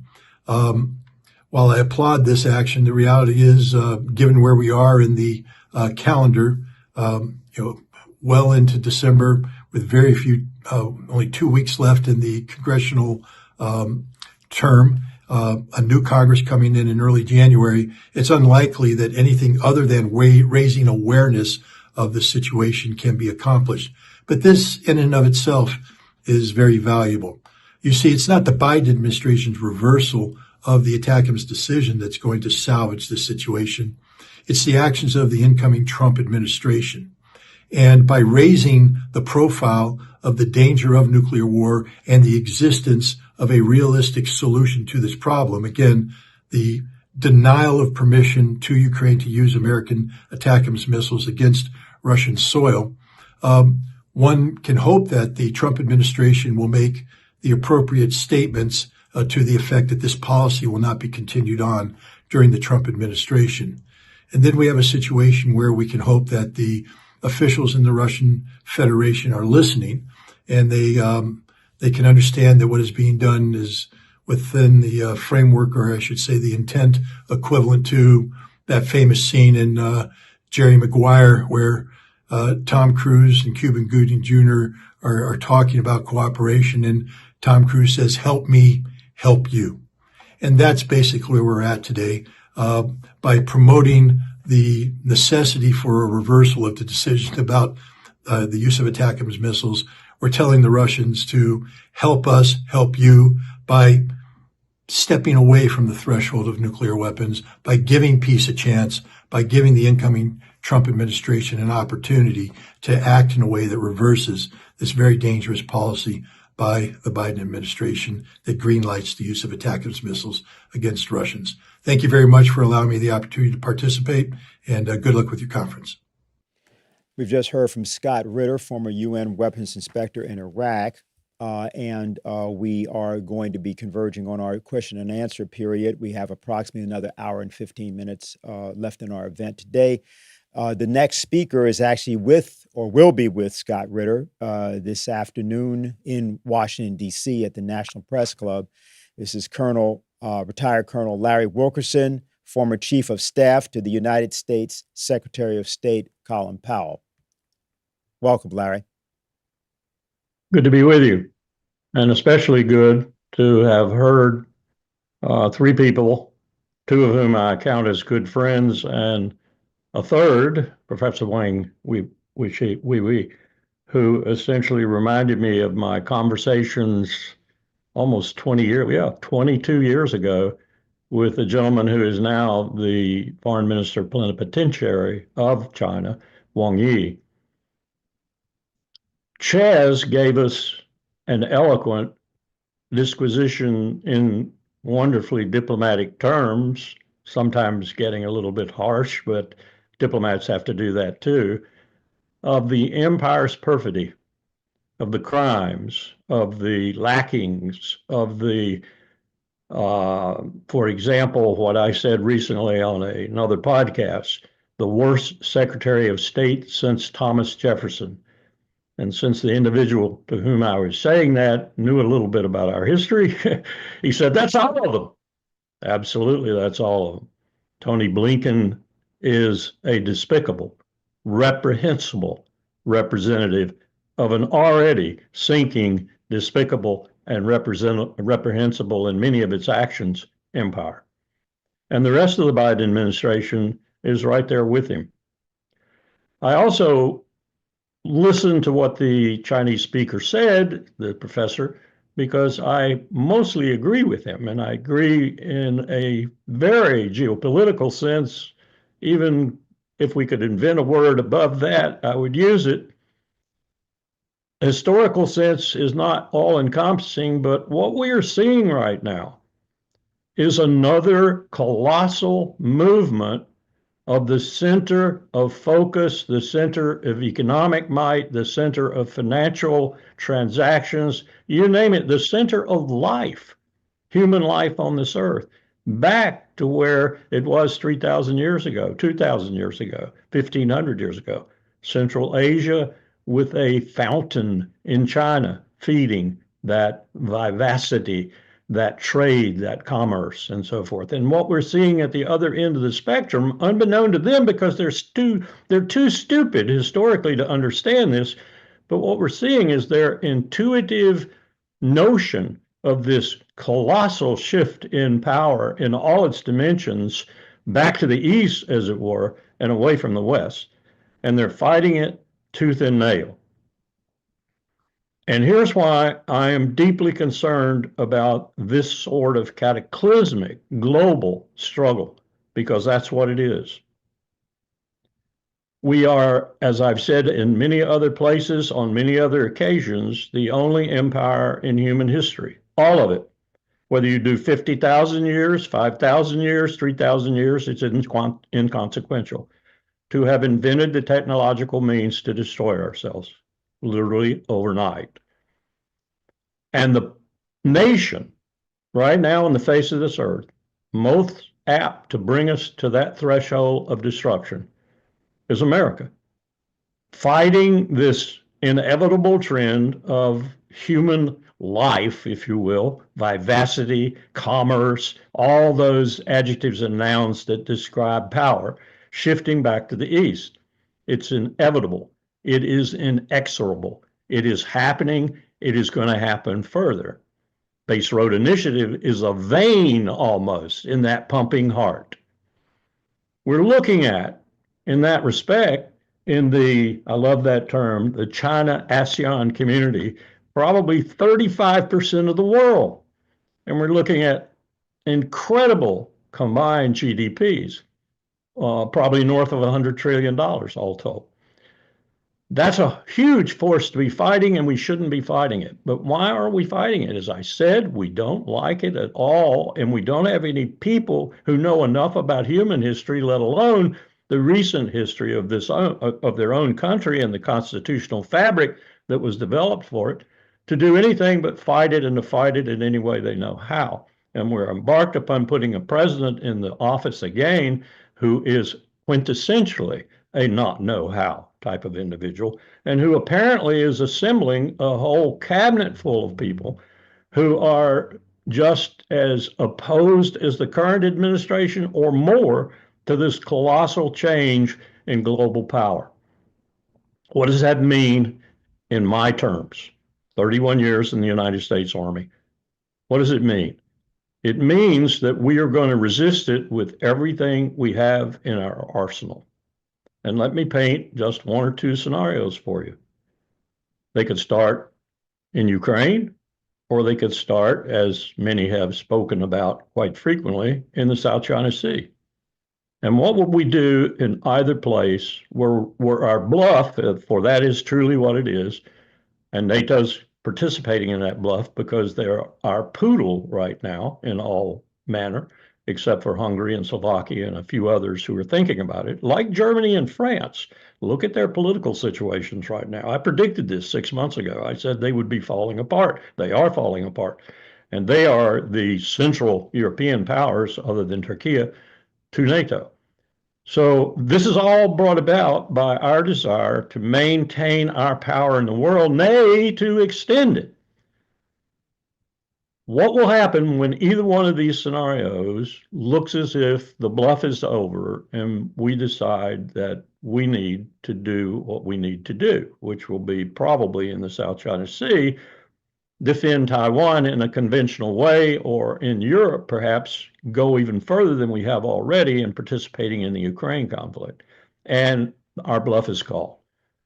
I don't think Putin, I don't think Xi, either one of them is inclined to use nuclear weapons. But if we get into conventional conflict, this is my deep concern. We are so broken right now, conventionally.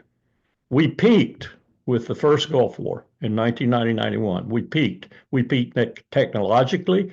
We peaked ammunition stores-wise. We peaked maintenance-wise. We peaked equipment-wise. We peaked personnel-wise. You name it, we peaked. That's a lot of years ago. Ever since, we've been going downhill, and our military right now conventionally couldn't beat Iran, let alone Russia, battle-hardened Russia, or Russia-China together. And let me just take the South China Sea scenario. Let's say that we decided for some reason, whether China moved on Taiwan with force or whatever, I don't even think it would take that under certain circumstances to have Taiwan convinced that it is now a part of China. Maybe a telephone call would be all it would take. And if we protested that and we actually got into some sort of shooting war in the South China Sea, what would evolve was what my Marines used to call the battle between the shark and the whale, or the shark and the elephant. They had different analogies, the whale and the elephant or whatever. Shark and the elephant was the most potent one, I think. And what they meant by that simply was that we would fight the war to attrit each other's air forces and navies, 30, 35, 40%. That's a couple of 100,000 casualties on both sides. Americans haven't seen those kind of casualties in their life. What would happen when that was done, when the navies were attrited, the air forces were attrited, and no one in the military of the United States would contemplate landing on China into the belly of the elephant, 2, 4, 6 million troops available at beck and call. And China would not want to come to sea to fight the shark. So we would contemplate using nuclear weapons. Every war game I ever participated in, that's the way the game evolved if the start point was the South China Sea or Taiwan or the Philippines or any place involving China. We would be the first to use nuclear weapons, as I think we would be in any conventional circumstance, even Iran, because we would be losing, we would be taking horrendous casualties the American people have never seen before. And what that would mean essentially is we would turn to nuclear weapons. And as Scott implied, and as I will say again this afternoon at the National Press Club, and I'm sure Scott and the other interlocutors will too, that's the end of the human race. Thank you. Well, thank you, Larry, for your clarity and the message.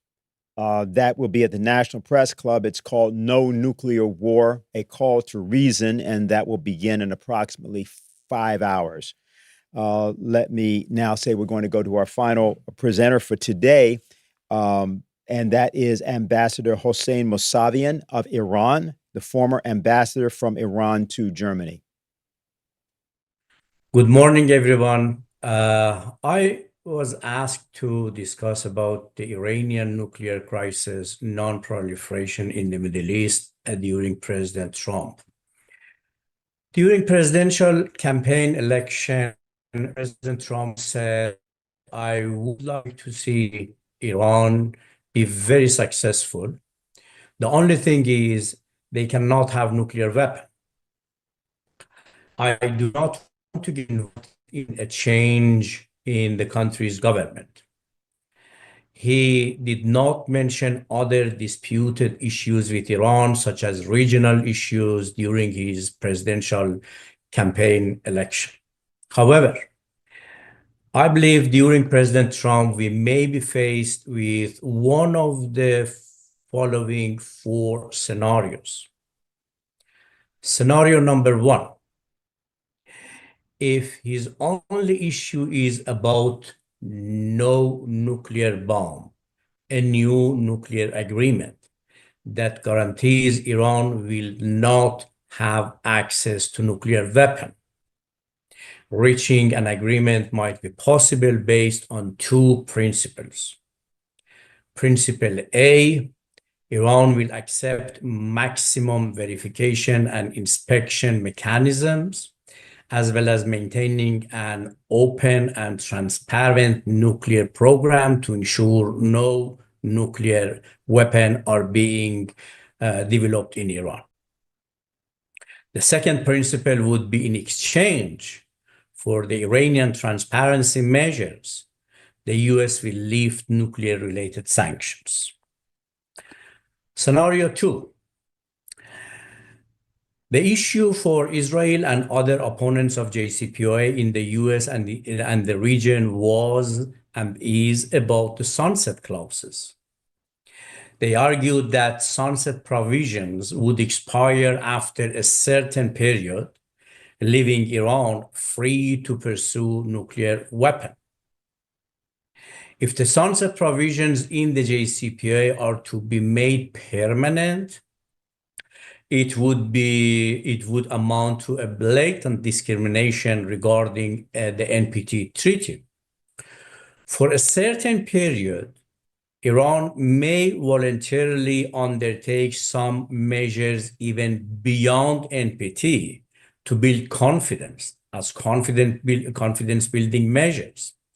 But Iran will not accept being subjected to permanent blatant discrimination compared to the other members of Non-Proliferation Treaty, NPT. However, there is a solution for this.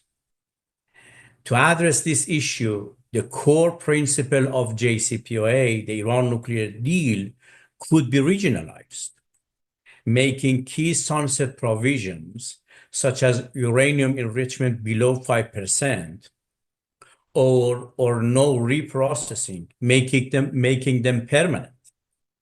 Considering the fact that Saudi Arabia is also negotiating with the US to have full fuel cycle and enrichment, regionalizing the Iranian nuclear deal JCPOA's principle would ensure A, maximum verification across the entire region on the nuclear program. Additionally, limitations like enrichment below 5% or no reprocessing would serve as the best objective guarantees against nuclear weapon development in the whole region, not only Iran, the whole region. Scenario C. Recently, I heard from a well-known Republican official familiar with the Iranian nuclear crisis, nuclear issue, that what Trump and Netanyahu mean is for Iran to cease enrichment activities altogether, entirely. If such a scenario is proposed by President Trump, it would essentially be a return to square one, and no negotiation would yield results. However, again, I believe there is a solution for this scenario. The idea of a multilateral enrichment consortium, similar to Europe's Urenco, but within the Persian Gulf or even the Middle East. In 2005, when I was member of Iranian nuclear negotiation team, I proposed this idea in an interview with Itartas, the Russian news agency. However, I was criticized by the high-level Iranian authorities that time. After JCPOA agreed, Princeton University nuclear scientists, they published an article suggesting this initiative to regionalize a multilateral enrichment and to regionalize the JCPOA, the principles of JCPOA as the best objective guarantees to have no nuclear weapon, and also a big step toward a Middle East free from all weapons of mass destruction. I have proposed this idea in my book, A Middle East Free from Weapons of Mass Destruction, published in 2020. Scenario D. Trump might not only bring up the nuclear issue, but also the regional issues. Masoud Baloch, Trump's advisor on Middle East, recently just told French newspaper that Trump has 3 issues with Iran: nuclear, missiles, and the Iranian regional allies' axis of resistance, or as they say, Iranian proxies. In that case, the two countries would need to engage in a comprehensive and inclusive dialogue, which reaching an agreement would be extremely difficult and complicated. Nevertheless, the Middle East, due to decades of war, has sunk into mire of poverty and instability, and currently is at the verge of collapse. To save this region, major initiatives are required, such as ending the wars, eradicating terrorism, realizing the Middle East free from all weapons of mass destruction, non-aggression pacts between the countries, and constructive development initiatives like Schiller Institute or ICES Plan. Thank you very much. Thank you very much, Ambassador Hussein Mousavian of Iran. And he is with us for questions and answers and discussion. We're now going to go to that segment and bring up our entire panel. That is Helga Zepp-LaRouche, Professor Dmitri Trenin of Russia, President Ramotar of Guyana, Prime Minister Carnogursky of Slovakia, Professor Zhang of China, Ambassador Freeman, United States. Scott Ritter is not with us. Colonel Wilkerson is also with us, and Ambassador Mousavian. So this is just even announcing it shows how serious and how, in one sense, impressive, but at the same time, how serious our situation is. Helga, I'm going to go to you first and just ask if there are any thoughts or reflections you have about everything that's transpired this morning. Yes, I think what struck me by in the remarks of the different speakers, let me just briefly touch on that. I think the comment of Dr. Trenin that the West should learn the lesson from the collapse of the Soviet Union, I think I understood him correctly, that he referred to the non-emphasis on infrastructure and other civil economic questions. And if you look at the United States and Europe, that is the driving problem, that this neglect, which is also undermining even the military capability, but it's also the reason why these countries are so hysterical. I think what President Ramotar said, that we have to find a way of getting rid of nuclear weapons, I fully agree, and I raised the proposal by my late husband in making it technologically obsolete as compared to only arms control. That I think is an issue to be hopefully discussed, and his emphasis that the problem could be solved if the West would join the BRI. I think that's the center of my whole discussion. President Čarnogurský raised the important question that it's not clear of who is ruling the United States. Obviously, Biden is not in that position. I fully agree with the disappointment about Steinmeier. I could say a lot more about that because Steinmeier was on the scene in the Maidan and he could have done something to undo the situation.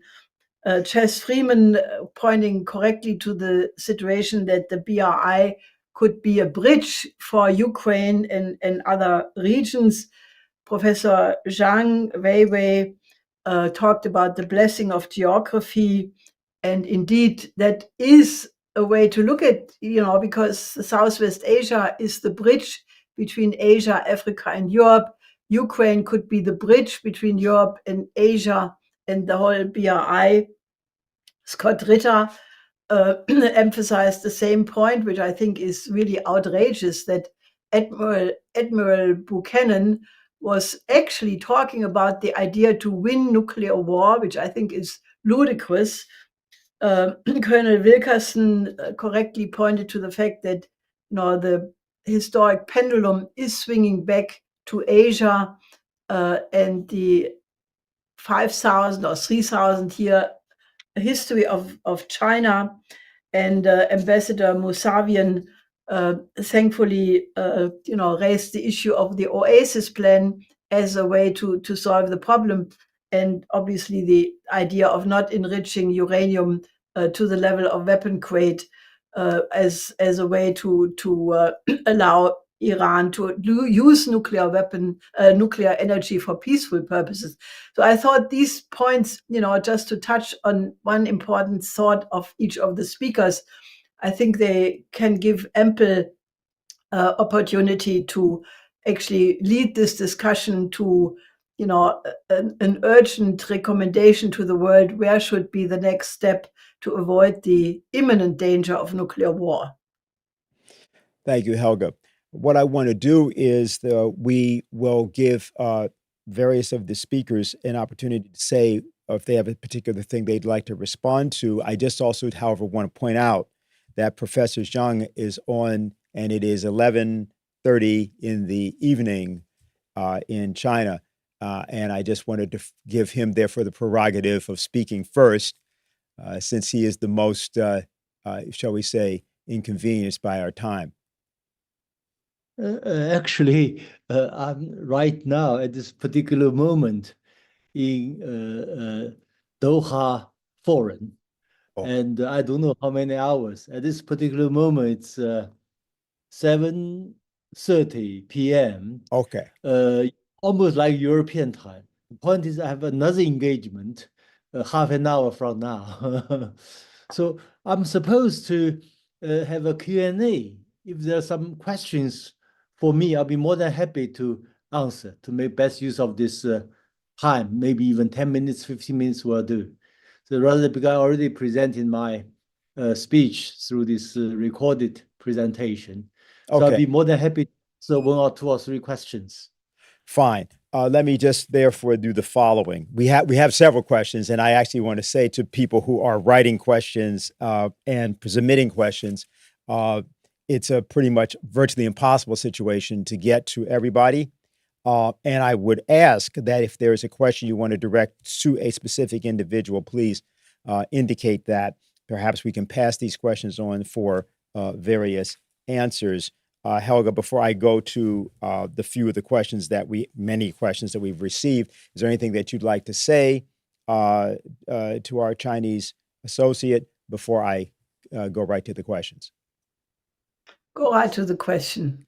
All right. The first question we have is from Belarus. Dear panelists, I am Pavel Shidlovsky, Chief of Mission of the Embassy of Belarus in the United States. As you are probably aware, foreign ministers of Belarus and Russia have recently put forward an initiative to develop the Eurasian Charter of Diversity and Multipolarity in the 21st century. The common vision of the charter has been posted on the websites of the respective ministries. Initiators of the charter see it as a non-confrontational document, not directed at anyone, which will lay down the concept and principles of fair security for all states of the Eurasian continent. My question for you is, do you think that this charter, or even the interstate process to develop it, will help to diffuse the current global crisis and pull the world away from the abyss? Thank you. Okay. Okay. This is a very, very good question. Actually, I have not yet read this particular text he mentioned between Russia and Belarus. Yet I've been to Russia 3 times this year. I went to attend several forums. So I think at least China, Russia, and Belarus share many similarities on the whole idea of how to develop this whole Eurasian continent. Actually, from our point of view, the very existence of NATO and this proxy war somehow, in Ukraine, in many ways is attempt by the United States, by the Biden administration to, as people say with regard to NATO, keep America in, keep Russia out, keep Germany down. And furthermore, keep this Eurasian integration impossible. Yeah. So the United States or these particular liberals hate most Europe, Russia, Central Asia, China, and even Southeast Asia more united. As I said in my speech, Chinese philosophy is unite and prosper, not divide and rule. And if you look at China's BRI, Belt and Road Initiative, and also Russia's this Eurasian space, economic space, we share a lot. That's why we support each other. China supports Russia's idea, Russia supports Chinese idea, and there are a lot of cooperation and engagement. The idea is that this whole Eurasian continent should be a land of peace, development, and prosperity. And simply, if we focus on BRI alone, already $1 trillion invested, over 4,000 projects. Because of this, as I said in my speech, Southeast Asia is already from curse of geography to blessing of geography. In many ways, Central Asia is now becoming from curse of geography to blessing of geography. So from Chinese point of view, we prefer to build this economic structure. We are, somehow influenced by Marxism. Economic structure, that's fundamental. That will change the landscape. And with economic structure available, then these good ideas put forward by Russia, Belarus, by China, by others will come to fruition. I'm pretty sure about this. That's my brief answer to your question. Thank you. Thank you very much. Would anybody else care to answer that? We can take at least one other person. If not, I'll go to the next question. Okay. Did you have something, Larry? Go ahead. I just want to say that makes my point that I was making about the humongous geopolitical, geostrategic shift of power that's taking place. But the power coming from the other end, as it were, is benign power for the most part, because it is focused on economics and prosperity and development, whereas the power opposing it and angry that it's happening and peeling perhaps Europe away from its hegemony is us. Okay. The next question is from Sergei Yumatov. Hope I didn't get his last name wrong. Bad there. Senior correspondent of TASS Washington. He asks, Russian Foreign Minister Sergei Lavrov said in the recent interview with Tucker Carlson that Russia does not consider the resolution of the Ukrainian crisis to be the sole purview of Moscow and Washington. Lavrov said, quote, the Europeans whisper to each other that it is not for Vladimir Zelensky to dictate the terms of the deal. It's for the United States and Russia. I don't think we should be presenting our relations as two guys deciding for everybody. Not at all. It is not our style, end quote.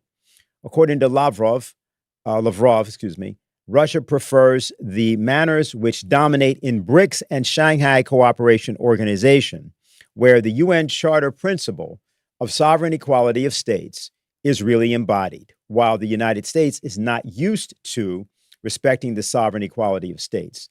Do you have a comment on this statement by the head of the Russian Foreign Ministry? Which parties do you think should take part in settling the crisis in Ukraine? Thank you. So that is the question. And I think I'd like to ask, well, there's several people now who put their hands up. Let me go to Professor Trenin first, and then we'll come back to Professor Zhang. We do that. And Chaz, I'm going to ask you to respond to that. So, Professor Trenin. I think you're muted. You're muted. Oh, yeah.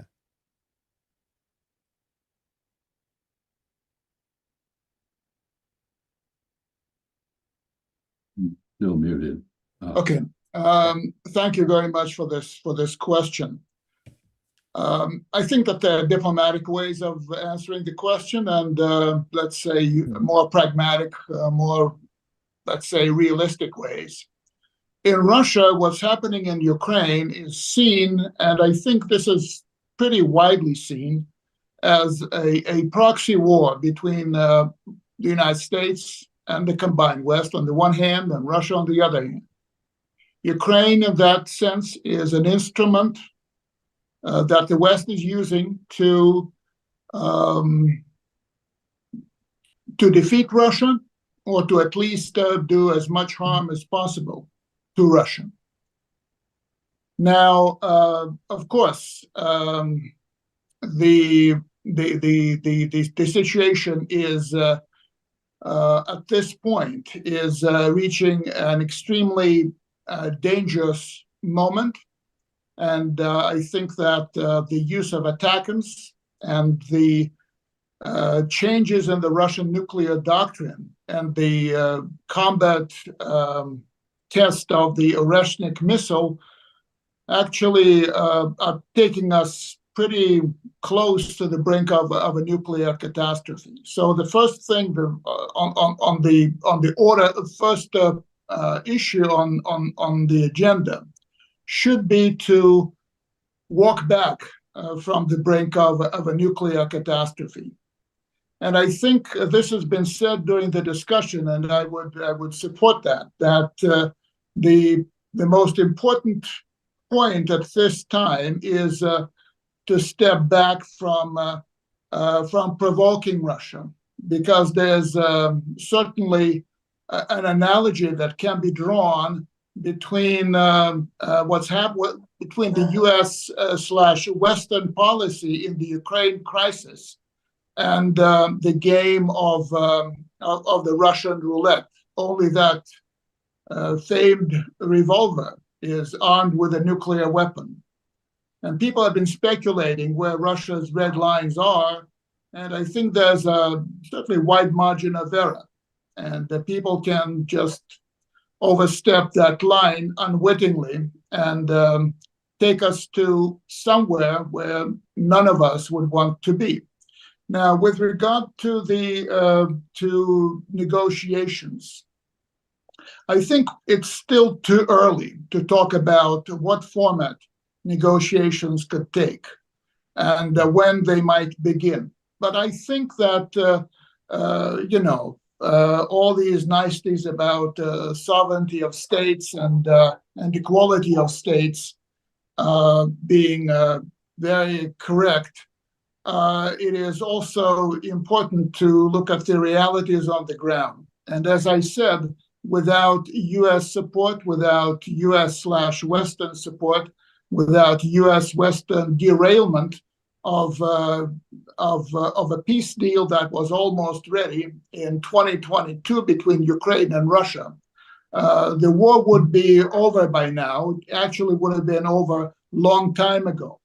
So I believe that U.S.-Russian, some sort of a U.S.-Russian dialogue, which is likely to open, maybe it's already happening at some level, at least a pre-dialogue or something that leads to dialogue between the incoming administration in Washington and the Kremlin. And the Kremlin is certainly open to that dialogue. And I think that Lavrov's interview is one piece of evidence for that. That is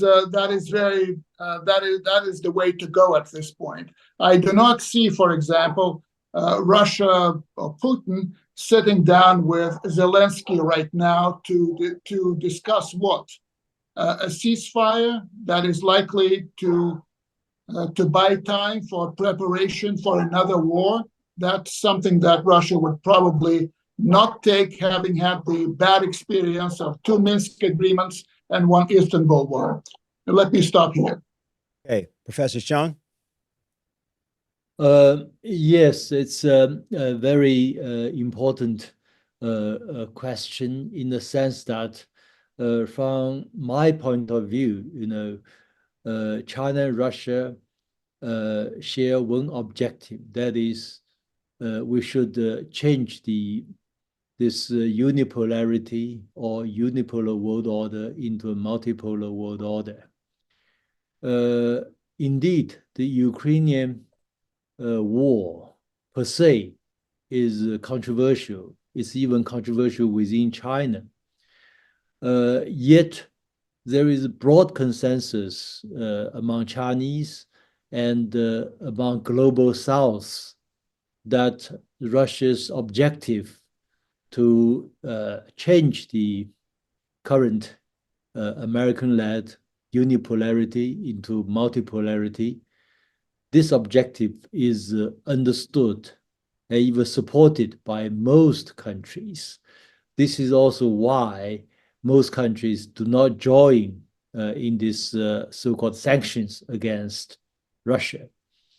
And there are some differences between China and Russia with regard to this particular unipolarity world order. I would say Russia is revolutionary and China is a reformer. Revolutionary means we try to overthrow the system. Reformer means we look at the system, there are certain positive things and many negative things. So we should fix here and there. And now interesting thing is this revolution and reform, and these two forces are somehow merged together. So that is facilitating this transformation of the global political or diplomatic international affairs landscape. I remember not long ago, the EU foreign policy representative Borrelli said candidly, he said, today, the global South has all the alternatives, ideologically, economically, technologically, militarily, to replacing whatever Western institutions. So this is revolutionary. Yeah, China alone can offer a lot of alternatives. Russia can also some. So the point is with this working together of the global South or global majority, I think the system is changing fast. In many ways, the rising to power of Donald Trump is in one way recognition that perhaps the United States has already overreached itself. It's really hurting the fundamental interest of the United States. Hopefully, with Donald Trump in power, rather than keeping on this expansionist policy, United States should understand its own limits, and gradually we work on some pragmatism, work on something more or less in the way of global multipolarity. Of course, Donald Trump is not yet exercising its power yet. We'll have to wait for January.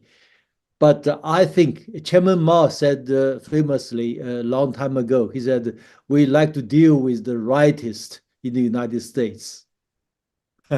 Old story. Thank you. All right, we'll go to Ambassador Freeman, who has some experience in that field and also may have a view of the issue of Ukraine itself. I think you're muted. Yes. Very good. I've listened very carefully as best I could. I'm in the midst of a family reunion, but many important points have been made. I think there's a clear recognition of the danger of nuclear escalation, and that is a beginning. And I'd like to answer the question in three stages. First, dealing with the question, do we recognize the problem? Second, what are the tactical steps that might lead to escalation or reverse it? And third, what is the strategic objective? I think there's been enough said about the danger of nuclear escalation that I don't need to go on to speak more. I note that after the firing of the Oreshnik missile, there was a conversation which hadn't taken place for a long time between the chairman of the Joint Chiefs of Staff, C.Q. Brown, on the U.S. side, and Valery Gerasimov on the Russian side. And following this discussion, it appears that Atakam's assaults on Russia have halted, and I think this is a positive step, and I hope it represents some understanding. I think the development of the Oreshnik missile is also a positive development in the sense that it provides Russia with an alternative to escalation to the nuclear level. So not everything that is happening is negative, but we still face the strategic challenges and the issue that Dmitri Trenin talked about, namely how to structure negotiations and when and how they might occur, is something I would like to speak about briefly. There are three issues primarily that have been embedded in the war in Ukraine. The first was the status and rights of Russian speakers in the Ukrainian state. This began as a civil war among Ukrainians between those who insisted on forced assimilation of the Russian-speaking population and denial of the Russians and the Hungarians and Romanians and others in Hungary, in Ukraine, of the right to use their own language to teach their children or to communicate with local government. Now, that issue has resulted in the seizure of territory by Russia. And that issue is going to have to be addressed in a broader European context, because what is at stake is the rights of people guaranteed by the Organization for Cooperation and Security in Europe, by the former Ukrainian Constitution, and by general standards of international human rights. So the parties that would negotiate on that issue are different from those that must negotiate on the second issue, which is, where is the border between Ukraine and Russia? That can be settled only by Ukrainians and Russians. And maybe others will give advice, but there has to be a bilateral discussion, which is at the moment impossible, as many people have pointed out, in large measure because of Ukrainian barriers to negotiation. The third issue, and by far the most important in my mind, is the issue of Eurasian or European security architecture. How can we come up with a system that reassures all concerned, Russians, Western Europeans, Chinese for that matter, that they do not face an intolerable threat from their neighbors? This is a negotiation that's going to have to take place between the United States and Russia in the first instance, with participation by major European powers. Maybe China will later join this discussion. But we need to come up with a cooperative security system that can manage security in Europe. And finally, I'll just make one point, and that is, we have been paralyzed in multiple contexts, whether in West Asia or in Ukraine or in the in other issues that could lead to a disastrous war, by the paralysis of the United Nations and the theory that everything that is done must be done through that universal organization. But there is nothing in international law or practice to prevent the ad hoc making of rules between willing partners, willing coalitions. And the BRICS grouping represents a grouping which can begin to take on a rules-making function between its members, not imposing those rules on anyone else. And here I come back to something I think Dmitri referred to, namely that in the New World Order, the importance of regional coalitions and geographic places is rising. And I think we don't need to wait to deal with all of the problems, to deal with some of them. And I would invite ad hoc coalitions to begin to do that. And hopefully we can build on that to come at last to some broader understanding among the participants in all these conflicts. Thank you. Ambassador Freeman. Helga? I think you're... I would like to... no, you're okay. I would like to address Professor Zhang before you are leaving, and that is that in my view, the only comprehensive approach to the strategic situation has actually been formulated by President Xi Jinping, who has formulated this conception of the shared community of the one humanity, and that actually fulfills the requirement I had mentioned earlier, that you have to think about the one humanity as being of a higher order than the many being the nations, and that the three initiatives of Xi Jinping, the global security, development, and civilizational initiatives together, actually represent, in my view, the kind of framework which equals what happened in the Peace of Westphalia, where the warring parties were actually coming to the conclusion that they had to end the war by first coming up with principles. The principles being, that any peace order has to be in the interest of the other, all others, or else there will be no peace, and that in foreign policy, hatred has to be replaced with what you would call ren in Chinese, or agape in the Western civilization. And I think that kind of a principled agreement, and this is a little bit different than what Chess you have just proposed with your ad hoc regional approach. I think one needs to put the three initiatives on the strategic agenda, because unless you address the existential danger to all of humanity, which is the nuclear extinction, I do not think that you can solve all the regional problems, because the whole conflict is driven by this geopolitical fight between collapsing empire of the West and a rising China and the global South on the other side. So I would strongly make the point that one needs to have an approach to put the three initiatives on the strategic agenda as a starting point. And what do you think about that? Yes, I agree with you, Helga. I think it's important to see these three global initiatives put forward by Chinese leader Xi Jinping as something very serious. And this afternoon, which means 3 hours ago in Doha, Russian Foreign Minister Lavrov had a dialogue with a reporter here, and we were present. And he made a point. He said among the good-willed countries like China, Brazil, and others, they have raised very interesting proposals on resolving Ukrainian crisis. All these are very well-intentioned. But there is one thing missing in all these proposals.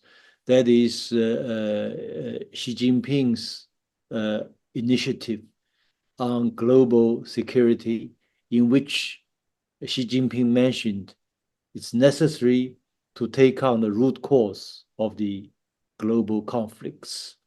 So he said if these proposals from different friendly countries can contain this element, Russia will be very happy to embrace it. Roughly, that's his message he conveyed. In other words, these ideas put forward by Xi Jinping have been supported by the what we have seen in China and ASEAN, these three structures, and also it has perhaps broad implications. Before I leave, I want to mention two facts to elaborate what China can contribute to this so-called grant or projects put forward by the Schiller Institute. For one thing, China has just completed encircling with huge green belts for reforestation, the world's second largest desert is the size of almost 2 United Kingdom, 1.5 and a bit more. That's completely encircled. So technically, we can turn these huge land deserts into the platform and facilities for renewable energies and for farming. So this is revolutionary. China has good technologies today, first rate, to turn deserts into production of renewable energies. So the implication is, indeed, this oasis for West Africa and Middle East, technologically, can be achieved if there is a peace and stability. China has this technology, because this is already big. It's second largest desert, which we see. It's really a miracle in human history. The second is in Europe, a lot of talk about so-called Green Deal 5 years, 6 years, 10 years back. But China is the only country that has done it. We have achieved this Green Deal. We use more green energy than traditional energy. And the renewable energy today in China is already cheaper, less costly than traditional energy. So this is also revolutionary. And this can also help a lot of global South countries. Indeed, without, to be honest, if we talk about the prevention of climate change or this objective to have carbon reduction, and China's technological progress and practices have proven we can do this. And that will be immensely positive for mankind. So I think these facts will be very encouraging for this whole discussion on big and grand projects for mankind. So thank you very much. I have to attend another event. Yes. Thank you very much. So with your permission, I will stop here. Thank you very much for joining us, Professor. Very, very much. Thank you. Thank you very much. Yes. Thank you. And I also have a note. I know that Larry Wilkerson, I believe, also has to leave at this point. Again, Larry, that's No Nuclear War, A Call to Reason. I think that's going to be in a few hours, and just wanted to give you a chance if you're still there. I think he may already have left. Is that right? Okay, he's already off. All right. So there are a couple of other questions here. I just want to pull that one up. And this one, which comes from, sorry about that. Comes from Inez Zenge. She's a master's degree student of international regionalism from Cameroon. It's a question to Helga, but I think it also will apply. I'll just say, here's what the question is. Africa in all spheres remains a huge market in search of investments, while the nuclear field is left out. So my question to you is, how urgent is the need for the construction of nuclear power plants in Cameroon and in West Africa generally? That's her question. Let me simply indicate there are two other questions that ask about, and I can keep these separate but I just want to indicate, because you may be interested in, Helga, ask about peaceful nuclear energy, specifically with respect to nations like Iran or various of the nations of Southwest Asia and otherwise, because yes, there's a talk about no nuclear weapons in Iran. What about nuclear power? So there have been 3 or 4 questions that came in that also brought that consideration up. And so I'll also, after you answer, Helga, extend it to any other guest that would like to say anything about that. Well, I think nuclear power is absolutely essential and urgent simply because it has a very much higher energy flux density than even the best functioning alternative energies. And one of the revolutionary breakthroughs of my late husband was to point out and discover actually the correlation between energy flux density and the relative potential population density, which can be maintained with that kind of energy. Now, that means if you want to have a world population of not only 8 billion, but eventually, more, 10 billion, 20 billion, and even beyond that, you need to have the higher energy flux densities to do that.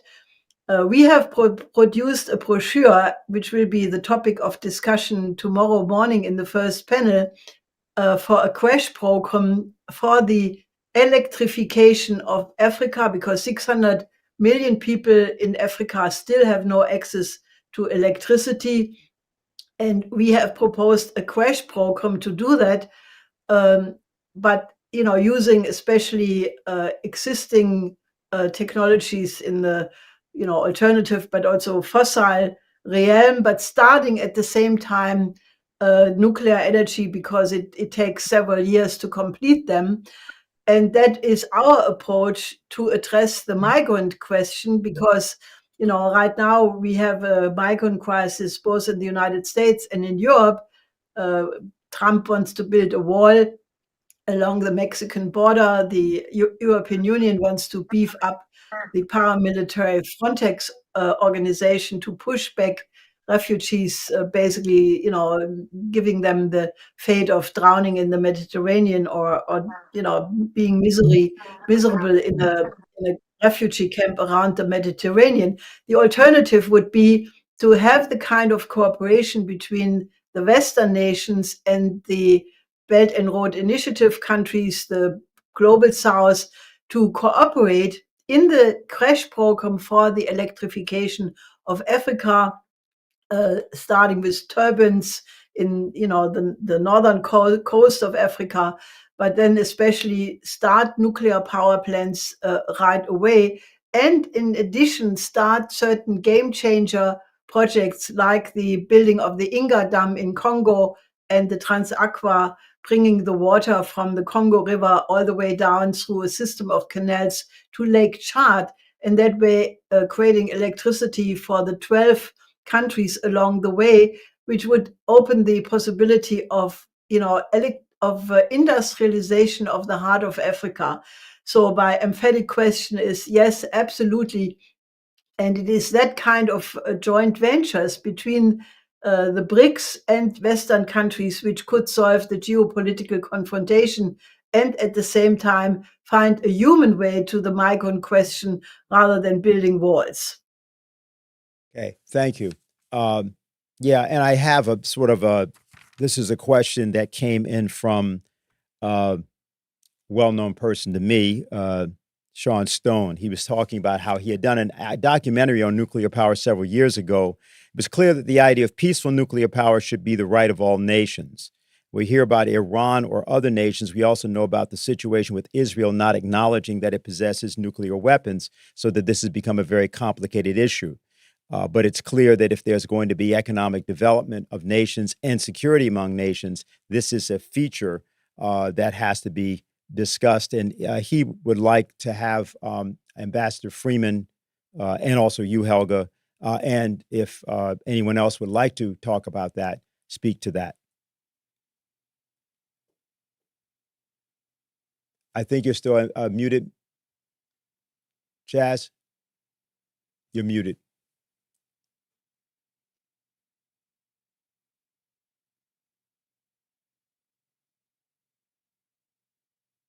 We're not hearing you. What's that? That on our end? Not muted. I hear Can you him. hear me? You can. Yes. All right. All right. I think the issue of nuclear nonproliferation has become, once again, a major issue.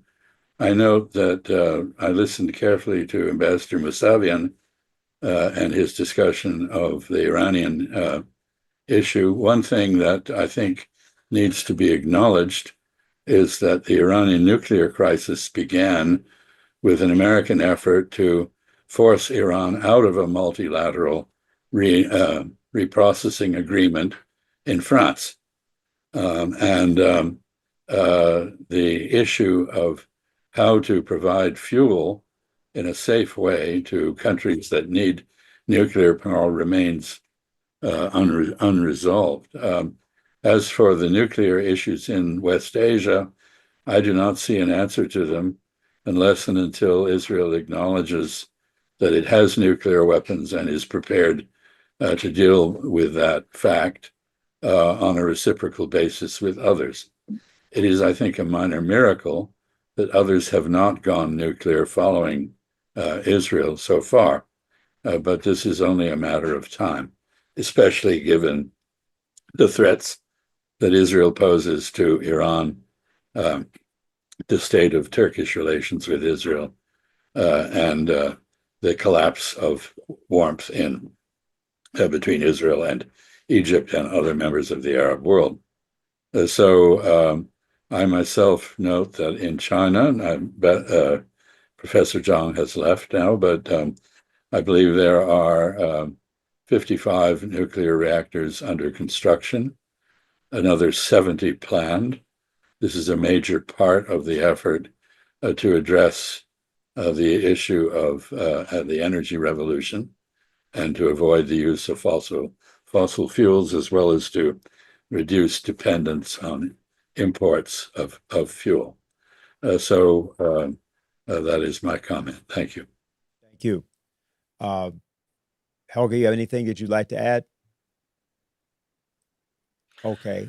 No, but I think that the question of the use of peaceful nuclear energy is something which can be absolutely worked out if there is a general agreement to uplift civilization, out of this present danger. So I can only say that what China is doing in Russia and also Japan, India, but even Japan is going back to nuclear energy. So I think it's definitely something which will be resolved in the near future. All right. What I think we better do, because we are way over on time already, is, and I want to say this to anybody that has questions, that submitted questions, please direct them to particular individuals on the panel. We will forward these questions, and some of them may be able to be answered in the course of the other panels that are upcoming. I wanted to, however, give the people who are with us an opportunity to say something both in the way of closing remarks or respond to anything that you've heard that you haven't had a chance to respond to. Let me simply ask let me ask first whether Prime Minister Carnogursky might have something to say. Anything that you'd like at this point to express. I think you're muted. Excuse me.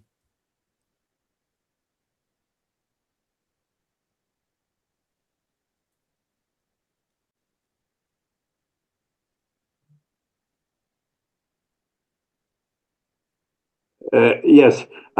Is it okay? Yes. I would like to say that the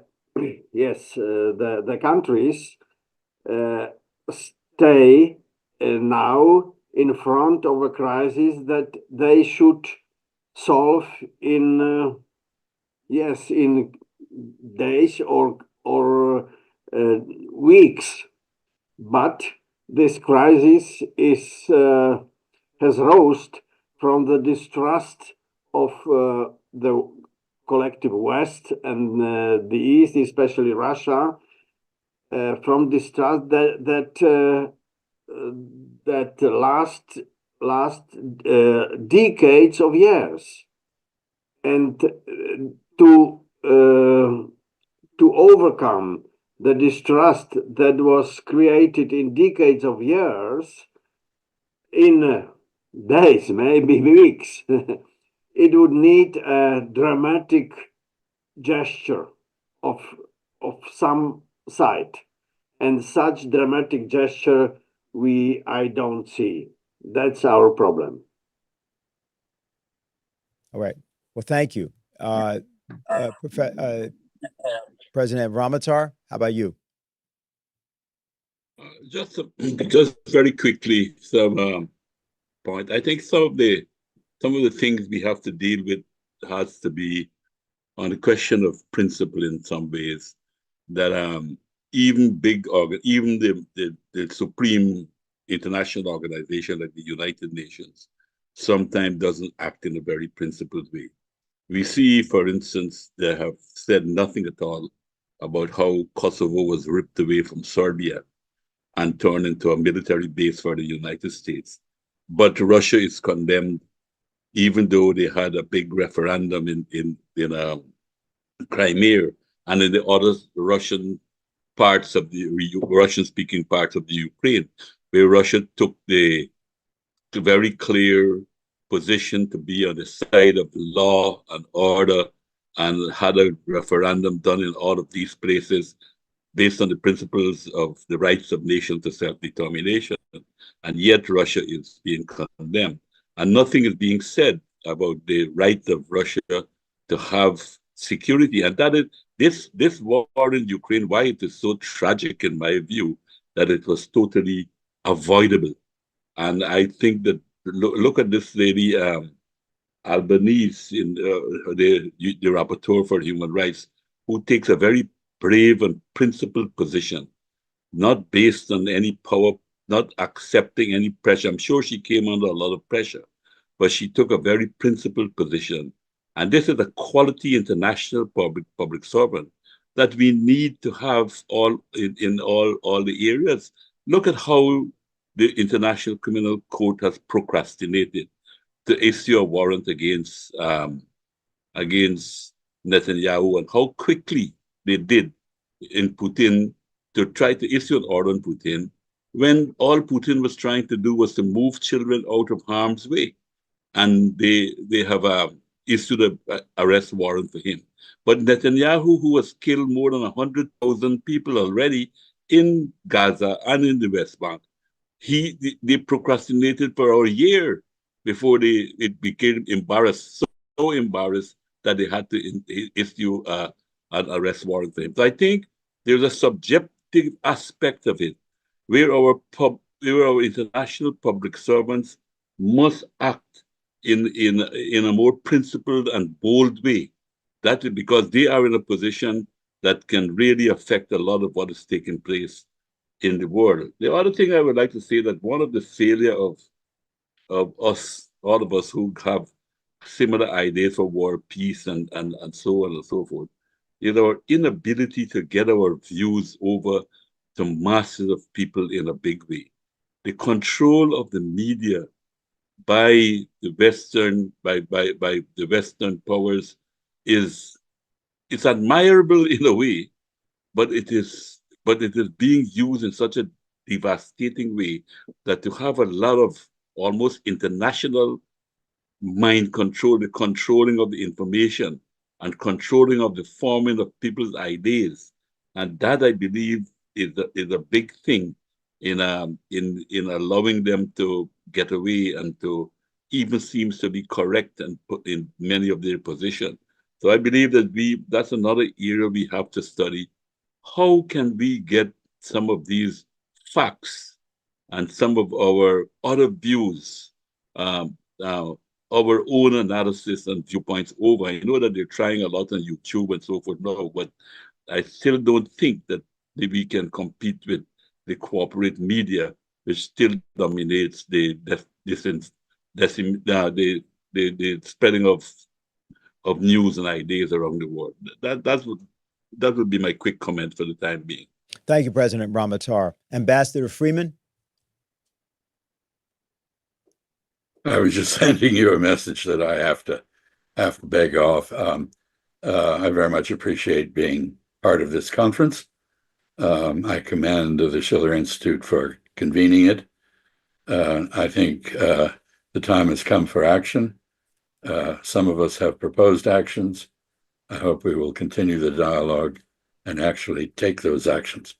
And I thank you. Bye-bye. Thank you very, very much for being with us. We know what it means for you to be here, and I think everybody heard that you're speaking on behalf of the America that we wish to exist. I believe, Helga, we're now at you.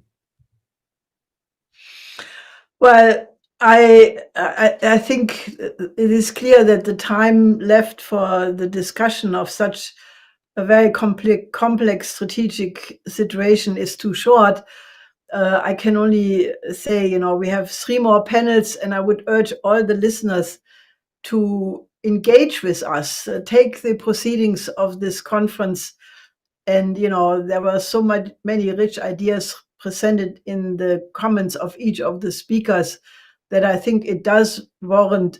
Maybe you can organize events in your living room, invite your friends, invite your neighbors, colleagues, get a discussion, because I think that the thing which is so horrifying is that those people who have studied the matter closely are all, or many of them are convinced that we are on the verge of the abyss.